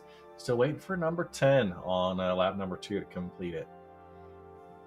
Yep, there and we then go. we go. Fordsworth completing it at 40 minutes and 3 seconds, so another 7 seconds behind that. So a little bit of a gap there, but between first and 10th place right now, that is pretty much almost a 40-second gap, right? So they're gonna have a lot of ground to make up if they do want to try to get that first place prize, which I will remind you guys, for first place, that is a C1 Spirit and a Tumble Ranger RC, which I would love to also see the Rangers on this track. I would assume and kind of hope that they would drift a lot with the nature of the ice and the fact that they're 2 wheels, but it'd be awesome to see for sure. I'm also excited about the Ranger, and can we just give a quick shout out for the X1? That I'm very excited for my my Gravlev space bike. We'll get that one coming in. Again, the separation there, you're looking at 6 seconds, 2 seconds, 4 seconds between some of those top positions. You can lose 5 seconds pretty easily on any type of collision. And do we see Sunny CIG and Noble CIG both in the back there working on their second lap? Yeah, I saw Sunny CIG there. It looks like they had just made the move from the lake into New Babbage City in their second lap. So there's a very big possibility we see them getting lapped here today. So I want to root for them. Come on, let's see what you can do, Sunny and Noble. Let's see what you guys can do. We don't want you to get lapped. We believe in you, all right? Just go fast. Go as fast as you can. Activate God mode. Whatever you need to do. Activate God mode, indeed. 0 collision. I think they've got the toggle switch there, right? Yeah, I wouldn't be there. Well, they seem to toggle it anytime I'm racing. It's the only way I win any races, I assume. So they got to be doing something there, I'm sure. I just want to say, seeing all those collisions, okay, we got positions 20 and 21, Dexter09 and Gracie Boy, about a 10-second separation on that 20 and 21st place. Now, coming in here, again, back through the icebergs, some of these collisions off of the start, I got to tell you, I'm feeling a little bit of back pain, a little bit of a little bit of whiplash potentially. It's going to be interesting to see how these racers survive it, whether they just choose to take the backspace express and activate their medical claims that way, or survive it. Yeah, look at this debris as you're coming into this turn. There's a lot of, I think it's wheels and panels that you can see there. One slight wrong turn there might cause enough damage to you to explode you or cause you the loss of your own wheel. So they're definitely gonna have to be very, very careful coming around that area, as it was already pretty tight. Now, a quick shout out, guys. If you like this event or you want to know how you can participate in this event, make sure to jump in the Atmo Esports Discord. Crucian has posted it up there. You can find it very easily. You can help volunteer. You can race in some events. We hold the largest community event in the game, the Daymar Rally, every year.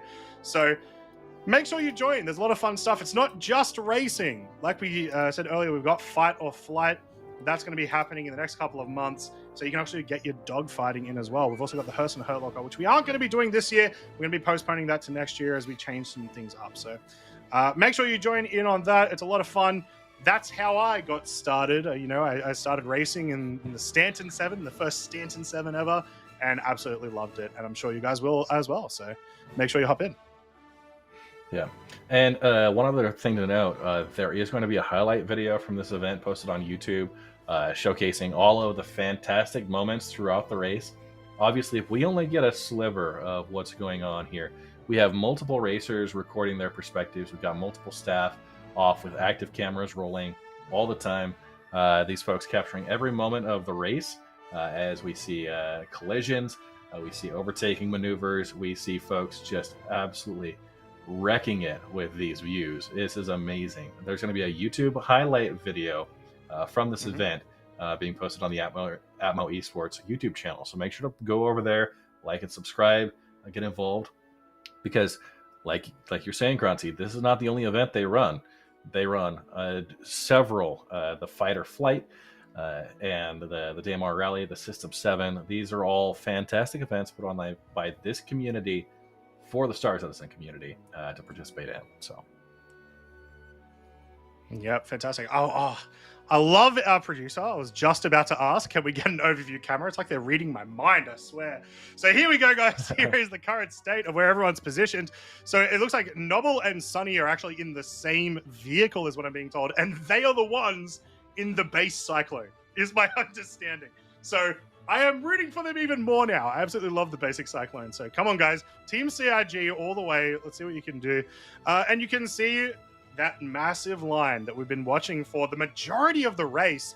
These probably like top 20-ish races haven't really fallen behind more than like 3 minutes of the lead. It's been very, very tight here.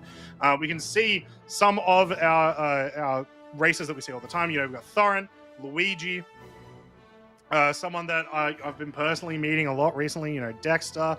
But these first couple of races, Gravity Cat, Czech League, Pushbringer, absolutely crushing it. Just not holding up at all. Just absolutely crushing every single lap, not losing much time.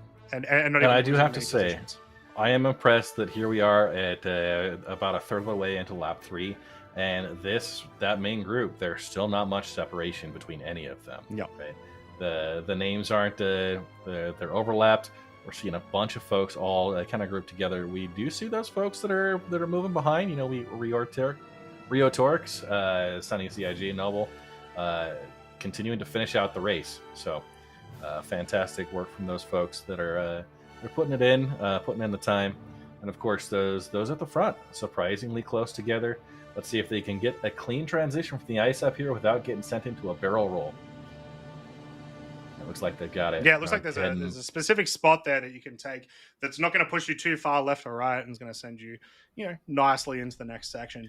But as I sort of said before about, this Cyclone RC with the way that the boost works and you're wanting to keep all 4 wheels on the ground at the same time, it can be hard. It can be very, very hard at times to actually maintain your boost in such a way that you're maintaining as much speed as possible, because you will not decelerate in air as fast as you will on ground. So timing your boosts in such a way where the very last inch of that boost falls out just as you hit the lip of a hill will put you leagues above the rest of the competition. And speaking of lips of hills, we're about to once again get to the new Babbage Plinko machine, which I think just is what this should be called for the rest of time. You know, I wouldn't say no to that. I've got a knack for naming things. The new Babbage Plinko machine, as they come down there. One thing, as you're watching these angles, this is, and he's spinning out a little bit if he can recover there. One thing, you're watching these vehicles take these hills, and it's, you know, while it might seem like it's just a video game, but running these type of terrain events in the Cyclone, it's just such a fun vehicle to drive, right? It's one of those things that I like flying spaceships, and that's what got me into Star Citizen. But I got out into one of these Cyclones, pulled out of the station, and I saw the nearest mountain that I could find, and I drove that vehicle up to the top of it, and I had the time of my life in it. Just the handling, the way that the way the shocks kind of plunk you back around on the ground, spinning out, doing donuts. It's just an exciting time. And then also with the RC, that boost factor, hitting it at the right point. If you take a turn slightly, you can set yourself into a 720 spin. Oh, and did we just have a vehicle lose a wheel coming over that hill? Yes. Oh my goodness, that has got to be such a punch to the gut. And this very obviously unfortunate not for the that to happen first in the time last that lap. hill. Yeah, not the first time that hill's claimed a victim. And hit by his fellow competitors. It's some of the dangers there. We've got living debris on the field at the moment, but you can see going up to probably the another exact same vehicle things happen to that upside other Cyclone. Yeah, look where it's landed. It's landing in the exact same spot. Almost So the very same line, unfortunate honestly. If this were shuffleboard, I think that'd be some Olympic class targeting. Well done, curling. competitor. You did a fantastic job throughout the course of this race. So yeah, absolutely well done. Now, I believe once again we're looking at our first two competitors here. As Gravity Cat seemed to be in that slipstream paint, and I think this is Checked Leak just behind them. Both of these racers having an absolutely fantastic performance during the System 7, and still right next to each other throughout the course of pretty much the entire race. In the first lap, there was a little bit of back and forth, especially with Endermaster was sort of right up the front. This is a huge fight for first place. And remember, it's more about bragging rights. But if you can say, you know, I won the largest race in Star Citizen history, that's a pretty cool thing to put on your resume.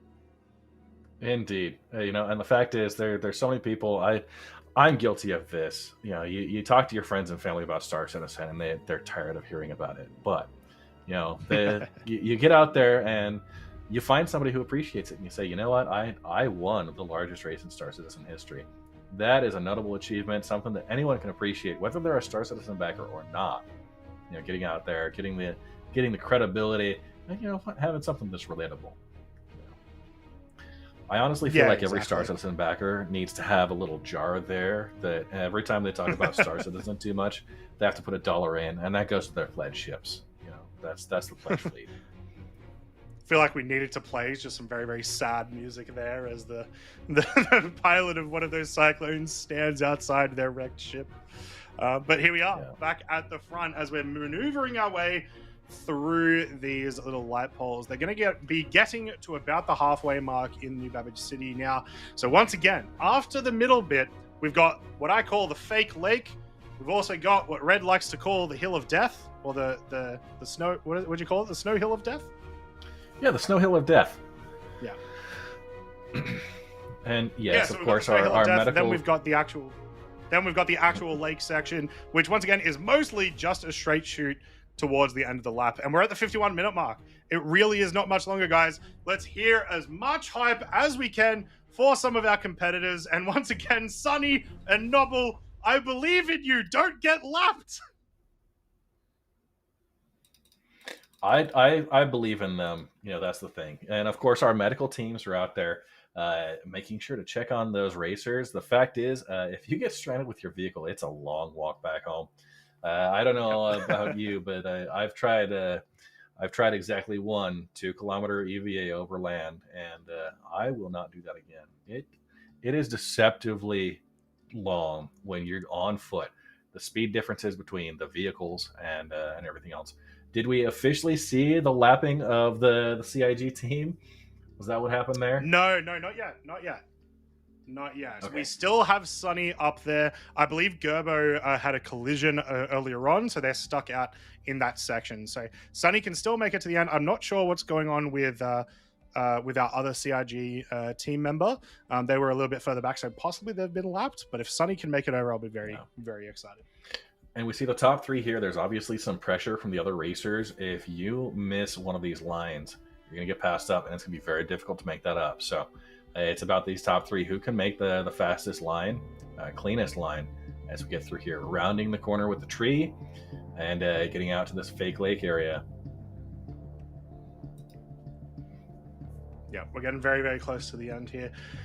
Who do you think's going to take it, Red? There's still opportunities for them to take over. Do you think Gravity Cat's going to take it? Checkleek and Ludox are right on his tail. What do you think? I'm going to go with the upset here. I think Ludox is going to pull a clean line where Gravity Cat and Checkleek might have some type of collision. I'll cheer for Ludox in that. Gravity and Checkleek maybe some misfortune. You know, and if I'm wrong, I still appreciate the great event that's happened today, and both of those racers doing a fantastic job. If I'm right, I win that way, you know? Yeah, true. I just hope all the racers have fun. You know, you can never... Whoa! Where did this come from? Did they know that I was going to say that? The comedic timing of what I just... Anyway... So there we go. We've got a bit of an explosion. It happens sometimes, you know. Let's see the replay. That was great comedic timing. Yeah, let's see the replay if we've got a replay. So this is a replay from earlier. Let's see if we can get it. All right, here we go. So I timed this just perfectly talking about this as our racers move on through. Once again, we were watching Gravity Cat, Checkleek, and Ludox, so there we go. It's quite unfortunate. One of the camera operators also losing some situational awareness in the heat of the race.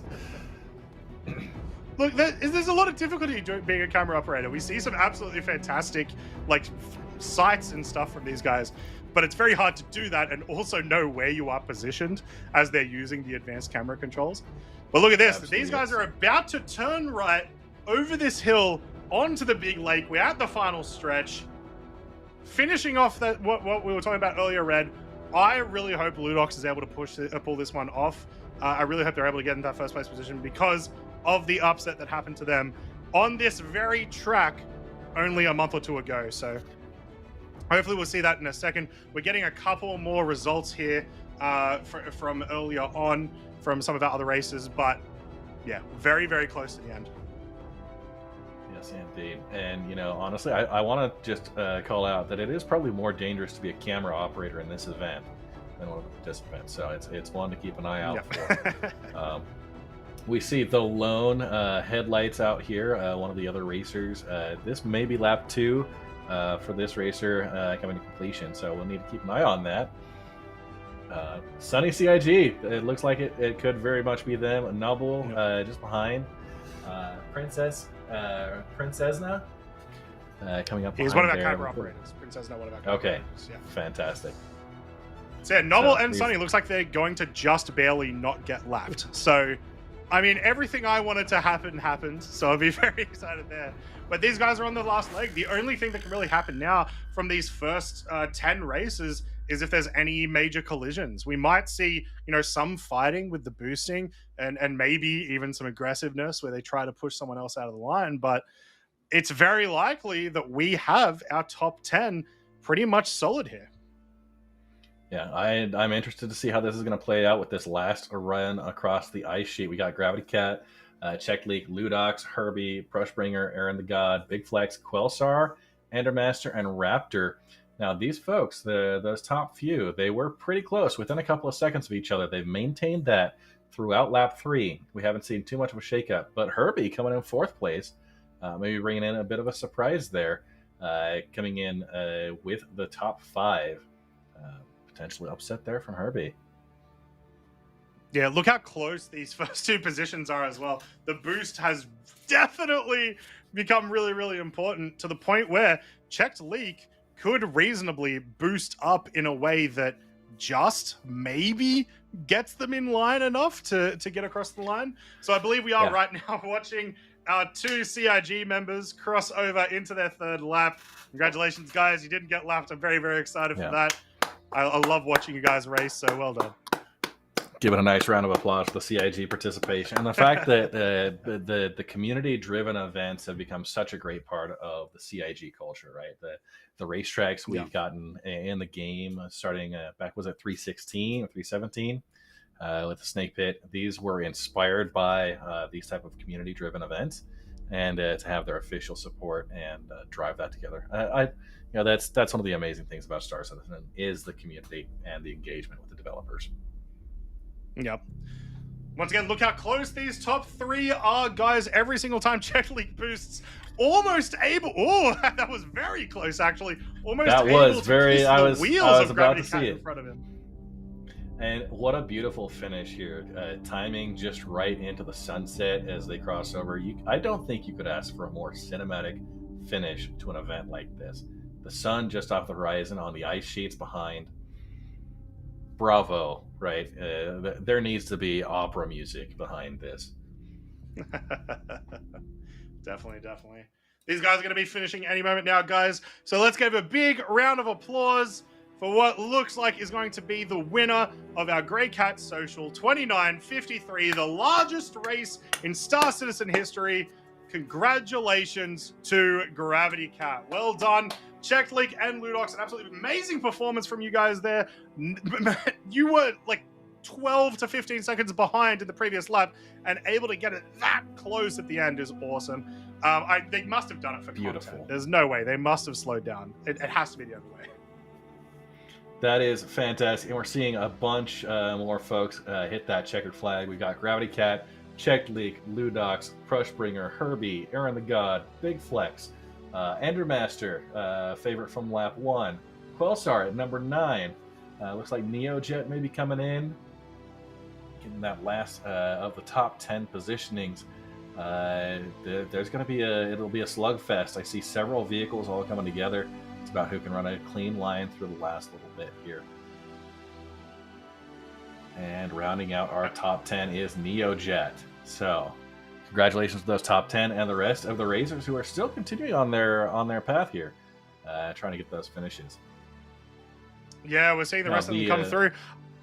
I'll see if we can get a confirmation of how many races we actually had left on the track, because I'm really curious to know where we ended up with our predictions. But an hour-long race, very, very much an endurance race. You know, like, it is really hard to maintain concentration and focus on your boosts and whatnot, especially through this terrain. You know, like I was saying, the lake can get very boring. It can be very obvious that, you know, it can be very hard to do what these guys have done. So congratulations, guys. Well done. Yeah, very, very much out there managing the boost, managing clean lines, managing the competitors around you, and the risks they pose. It was a fantastic race. And yeah, 1 hour down. Again, a big round of applause to the amazing people with Atmo Esports for organizing, coordinating this event, getting the timing perfected, right? We started off at daylight. We got the sunset finish. The camera operators, the producers, and folks that are running all of this. And yeah, as just a call out, they are going to take all of the participants, load them up, and we're going to do a send-off for Port Olisar with the full server there. So, yeah, great job from everyone. Final And send look off at as the they debris. replace it. Oh yeah, Look at There's the so debris much from this wreckage out entire here. race. Yeah. Someone's going to pull into this server and just be completely, you know, if you could sell it. Yeah, it'll be an absolute nightmare, I'm sure. But hey, it's what happens. Hey, look, someone got a tonk out. Someone heard what I was saying. Someone's tried it. They're going to try to race the track in a tonk. I knew I was right. Oh my goodness. I feel like they started about an hour too late. They might have their first lap done if they get started at the same time. Yeah. Now, if we can get a little bit of an overview camera, see where some of the rest of our races are as everyone sort of finishes. As we can see, a barn and someone also alongside a barn about to finish there. We've got golden triangles up the back. We know that Team CIG should be hopefully roughly around the area of crossing into the New Babbage City zone. So not many races left on the track. Let's see, what kind of time do you reckon CIG are going to get? They crossed into lap 2 at about the 53, 54 minute mark. What do you think we're going to see? I think we're going to see by maybe another potentially, we're talking about 30 minutes here. I think they've picked up the line. Maybe in about 10 minutes, we'll see them pull in to the ice sheet, and about 15 minutes from now, pulling in for that finish. We'll have to see. I didn't catch the names on the screen earlier, so yeah. Keep an eye out for that. Great reflections coming off of the ice here. Some folks. Yeah, it looks absolutely lovely, especially the reflections of like the office lights and stuff from the towers. It looks very cool. Yeah. Again, I said this at the start, the atmosphere, like the environment team, what they've done with the cityscapes, with the environmental effects, the sky and just everything here. It's such a cinematic view of the verse. I couldn't think of a better place to go racing in, right? And honestly, you could say that about just about anywhere, but New Babbage has such a great skyline. And the accessibility with the large lake, the ice sheets around it, giving you these wide open spaces for it. It's truly fantastic. Yeah, look, I still think Microtech is the best looking planet in Stanton, even with all the updates that we had to Hurston recently. I think there's just no comparison. And so that is why, we have so many races at this location. We have the New Babbage Bash. We have the New Babbage Garage PTV race. We have all these ones that we can mess around with. Even, other organizations, lots of races happen around here because it's really fun to go around. So there we go. We can see Noble and Sunny just about to hit into the city now. So probably maybe 20 minutes or so for those guys to finish up. And that'll be our last races going through. But there's a couple that are still around as well. We can see Luigi and Rio Talks up there in the top left. They're finishing up their third lap as well. And, the fact is the amazing participants here, some of the great names in racing within the Star Citizen community, putting in fantastic times. Obviously, we didn't get to see the body count of everybody who got left behind at the start, but definitely did see quite a few folks right off the bat taking their lumps, and we saw it. We'll have to see what the official count is for racers finished, but yeah, I think you're 30%. Out of the 70 or so, we've probably had more than 20 people finish so far. Looking closer to 45. I think we need drinks at CitizenCon on this. What do you think, Kronzi? Look. We already made the bet, and the results already happened. You can't just start introducing things into the bet, Red. That's not how this works, okay? I just like free drinks. It's all right. I know, CitizenCon. We're looking very much forward to that. It's going to be a great opportunity to get together with the community. Obviously, Atmo Esports is coordinating a big get together during that weekend for folks in the LA area. It's going to be a 2-day event. Finally back in person with the crew. We watched this vehicle come down the New Babbage Plinko machine. And just a little hesitation off the top. I've seen that before with people jumping off of the roof into the pool, and it never ends up well. So you just got to send it, right? Obviously, there was quite a rush for those VIP tickets. I think a lot of folks were excited about the opportunity for that in-person meetup at the CIG offices in LA. Yep. And the standard access tickets are still available on the site. So worth keeping an eye out for. It will be my first, your first, obviously, but hopefully not our last, right? Oh, surely not our last. Surely, it's everything I've heard about CitizenCon from people that have gone in the past has been absolutely fantastic, and there's no doubt in my mind that this one theoretically would be. Well, it's definitely going to be the biggest, right? For sure. There's just so many more people that are in the Star Citizen community. I mean, when I joined in 2019, my player number is like 2 million and something, and the player numbers are now up to like 5 million, I think. So so many people have joined in the last 4 years, and so many passionate players have joined in the last 4 years that it's bound to be a massive event. Which also is, that's one of the reasons why it's a 2-day event now. There's just going to be so many more things to do, so many more things to experience, so many more people to meet. Like there's people in the Atmo team that I haven't met before that I'll be really excited to meet. Very excited to meet Crucian again and hang out with him and meet you for the first time in person. That's going to be really cool. And meet everyone out there that's got their Atmo merch ready to go. And it's about the community, but it's also about interfacing with the developers, right? The virtual Citizen Cons we've had, they've done a fantastic job of presenting. But I will say, at the end of the day, your brain kind of feels like mush. There's so much content they covered, so many great things. It was almost impossible. It felt like you're cramming way too much into the one day, and splitting it up into the 2 days, I think, is a great move. And especially because it gives us all an opportunity to spend that additional time networking. We talk about some of the fixtures in the Star Citizen community being the Bar Citizen events and those type of meetups that the community hosts. All community generated content, and it's great to see CIG out there supporting it and giving us the time to have that. Looks like we have one of the racers a little lost off the track here. Yeah, we'll have to. I do believe this is one of the CIG members.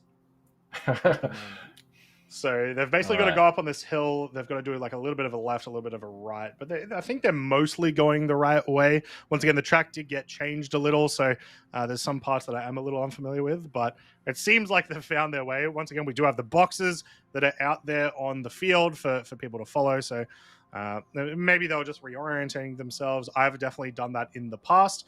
And it looks like here they're definitely trying to avoid some sort of a rough launch. Or they're going to start racing backwards. Maybe a backwards race? Shall we? Please? Backwards race. Honestly, I will say we saw that on the Crux Cup. Was it a C2 that came in backwards? I can't even remember. Try that in a Reclaimer. I dare you. I mean, try that in the Cyclone.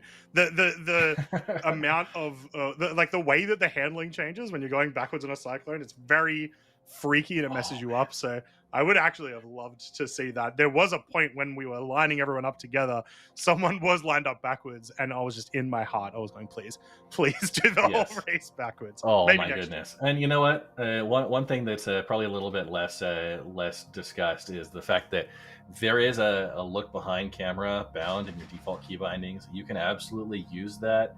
I know as I'm making my way into stations with large ships, I like to do the turn and burn. You burn fast towards, you flip 180 degrees, and you use that forward thrust vector as your strongest vector to get yourself slowed down just in time. And look at this cityscape. Just enough of the twilight atmosphere and the vehicle, like just the buildings and everything. That illumination is fantastic. It really is. And this is why I was saying, like, even if it did end up being a night race, which for some of our last races here, it has become now, you still get so much line of sight. Now, we are still sort of in like a sunset, but with the amount of lights on the ground and the sort of ambient lighting that you get from the towers and the atmosphere, it's still quite easy to navigate around. So, but it absolutely looks fantastic. The hotel, the Aspire Grand there, is such a... It's one of those monumental buildings that I really like that they've done in a bunch of locations. Like we have that obviously on Lorville with the Hurston building.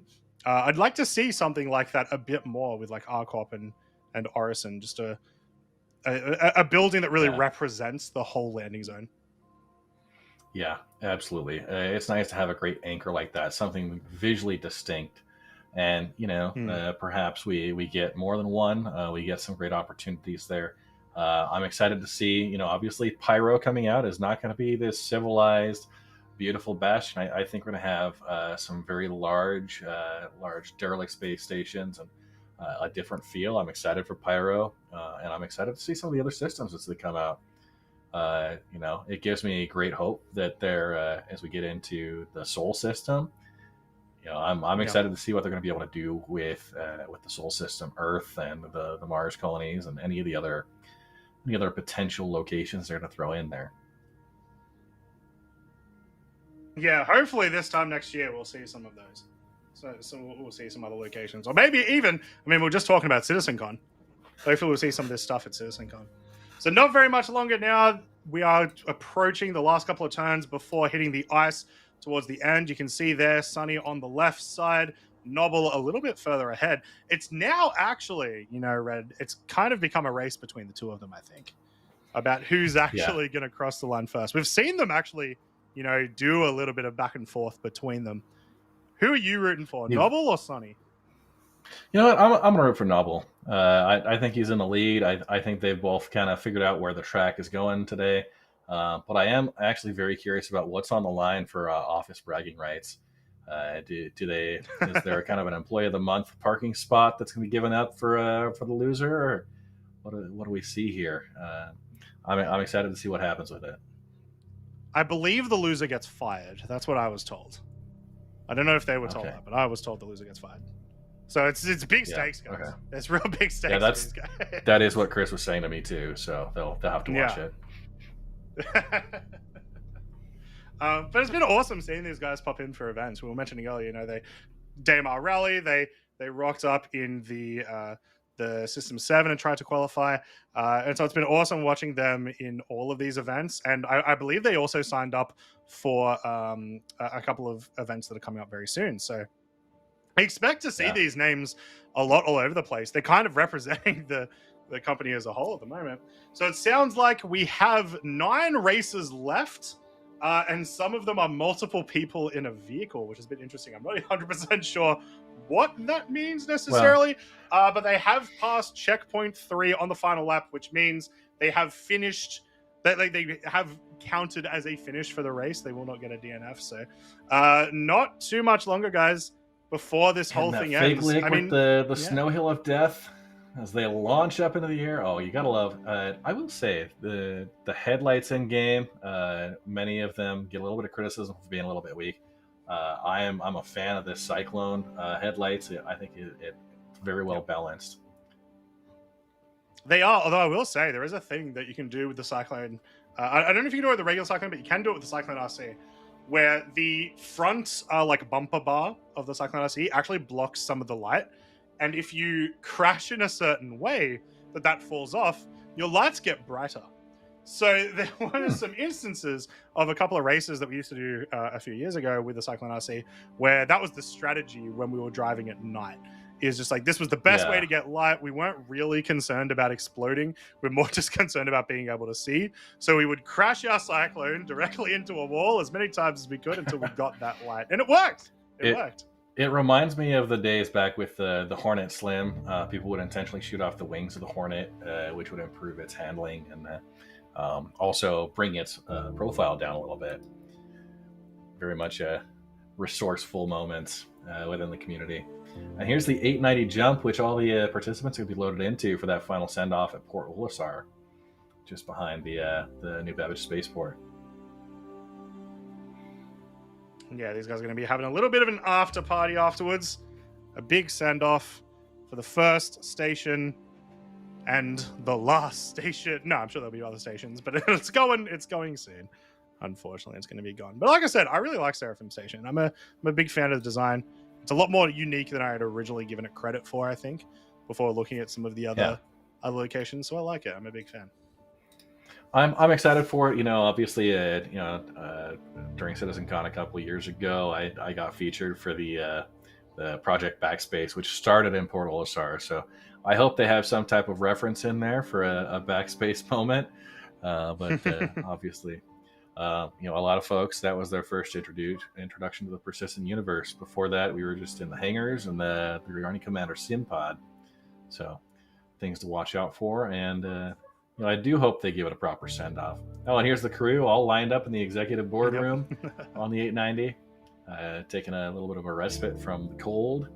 probably fixing up some drinks. I bet you Sigelian's in there fixing up some pizza. Definitely. So as a reminder, guys, while we're waiting for these guys to finish up, here is your results for today. So we had Gravity Cat crossing the line at 59 minutes 5 seconds, followed by Checked Leak in second place, Ludox in third, Prushbringer in fourth, Herbie in fifth, Aaron the God in sixth, Big Flex in seventh, Endermaster in eighth, Quelsar in ninth, and Neo Jet in 10th. And an absolutely fantastic race from these guys. It was really awesome to watch. It was really awesome to be a part of the biggest race in Star Citizen history. I mean, absolutely. It's yeah. Fantastic work from everybody, and I would say a great entertainment. That first, you don't see anything like that initial lineup and the starting gun as you watch a half a dozen ships melt into the debris field. It was, yeah, I think one of my favorite moments I've seen. I am definitely going to have the highlight video whenever this comes out. I'm going to have that on replay, I'm sure, because just that first sight of all of those vehicles exploding was crazy. And, so honestly, we got the one angle. Yeah, so I believe this is Sunny CIG heading on through. So once Sunny finishes this one, guys, we're going to be closing it out. It's been a big day. It's been a cool day. We can knock that off on the record books. Yeah, and I do want to just give a quick call out. We talked about the production crew and everybody.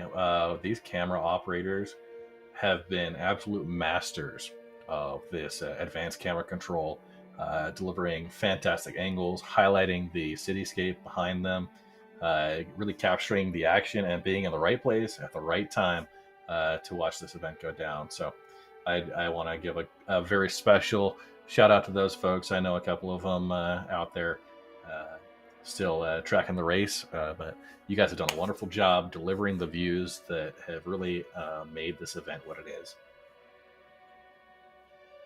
Yep, they really have.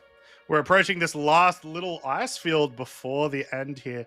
This is where pretty much the last collisions happen in the lap before the final straightaway. There was an interesting thing I sort of just I wanted to say when we were close to the end of our first couple of players finishing. There's a lot of options here to actually get a little bit ahead. You can launch yourself off some of those rocks if you want to risk it, which I wouldn't necessarily recommend a lot of the time, but it's something you can try. But we didn't really see a lot of that. We saw a lot of safe play around that area, and I mean, obviously it worked out for a lot of our races, but it would be nice to see just a little bit more risky play. Yeah. And watching as the last couple of seconds as our CIG participants make their way across the finish line. Pretty clean run as we get to the end there. And, again, a fantastic event. Did we want to give a quick call out again to the sponsors today? Just a quick reminder on the System 7 merch. Oh, go ahead. Yeah. Well, first off, there's Noble crossing the finish line. So congratulations, Team CIG, for putting that one ahead, getting yourselves to finish it. Congratulations. It's awesome to see you guys every single time we put on an event, and we appreciate it a ton. So a quick thank you once again to CLX, to Toby, to oh my god, my brain. To CLX, to Toby, to our good friends over at Gamer Advantage. And of course, guys, make sure you get your System 7 merch and your Daymar Rally merch. The merch is going away in 2 weeks. System 7. If you want to get some of those cool designs, you have to get it now. Yeah.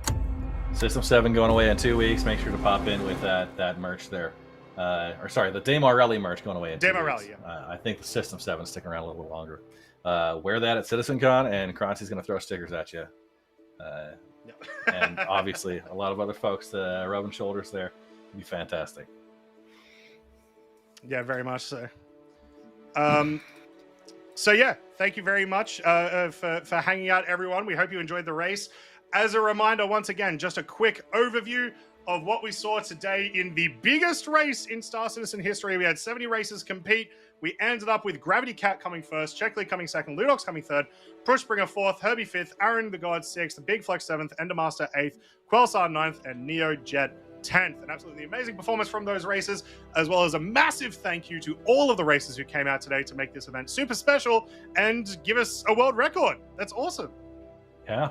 I think we started officially. There were 67 participants in the race, 67 racers, as well as our support staff, who've done a fantastic job bringing us the views of the race, and letting you and I sit here and talk racing for the last hour and a half as these folks get through. So. Yeah, it's been absolutely fantastic. Once again, thank you very much, Red, for joining me and doing some commentating with me today. We appreciate it a ton. Where can people find you? You can find me here on Twitch at Red Monster SC. You can also find me on YouTube, at Red Monster SC. I'm usually either mining or doing group operations with my Red Legion org, and I'll be putting in some official times on the racetracks coming up here in the next couple months. So. Awesome to see you, man. And I am Crunchy. Thank you very much for hanging out, guys. We love to see you. Thank you very much to the community. Thank you very much to the staff. The next time I'm going to see you guys is hopefully at the Fight or Flight. Make sure you register right now. I think there's only like 1 or 2 spots left. Don't ask me, ask Crucian. Thank you very much, guys. That's it from us. We'll see you soon.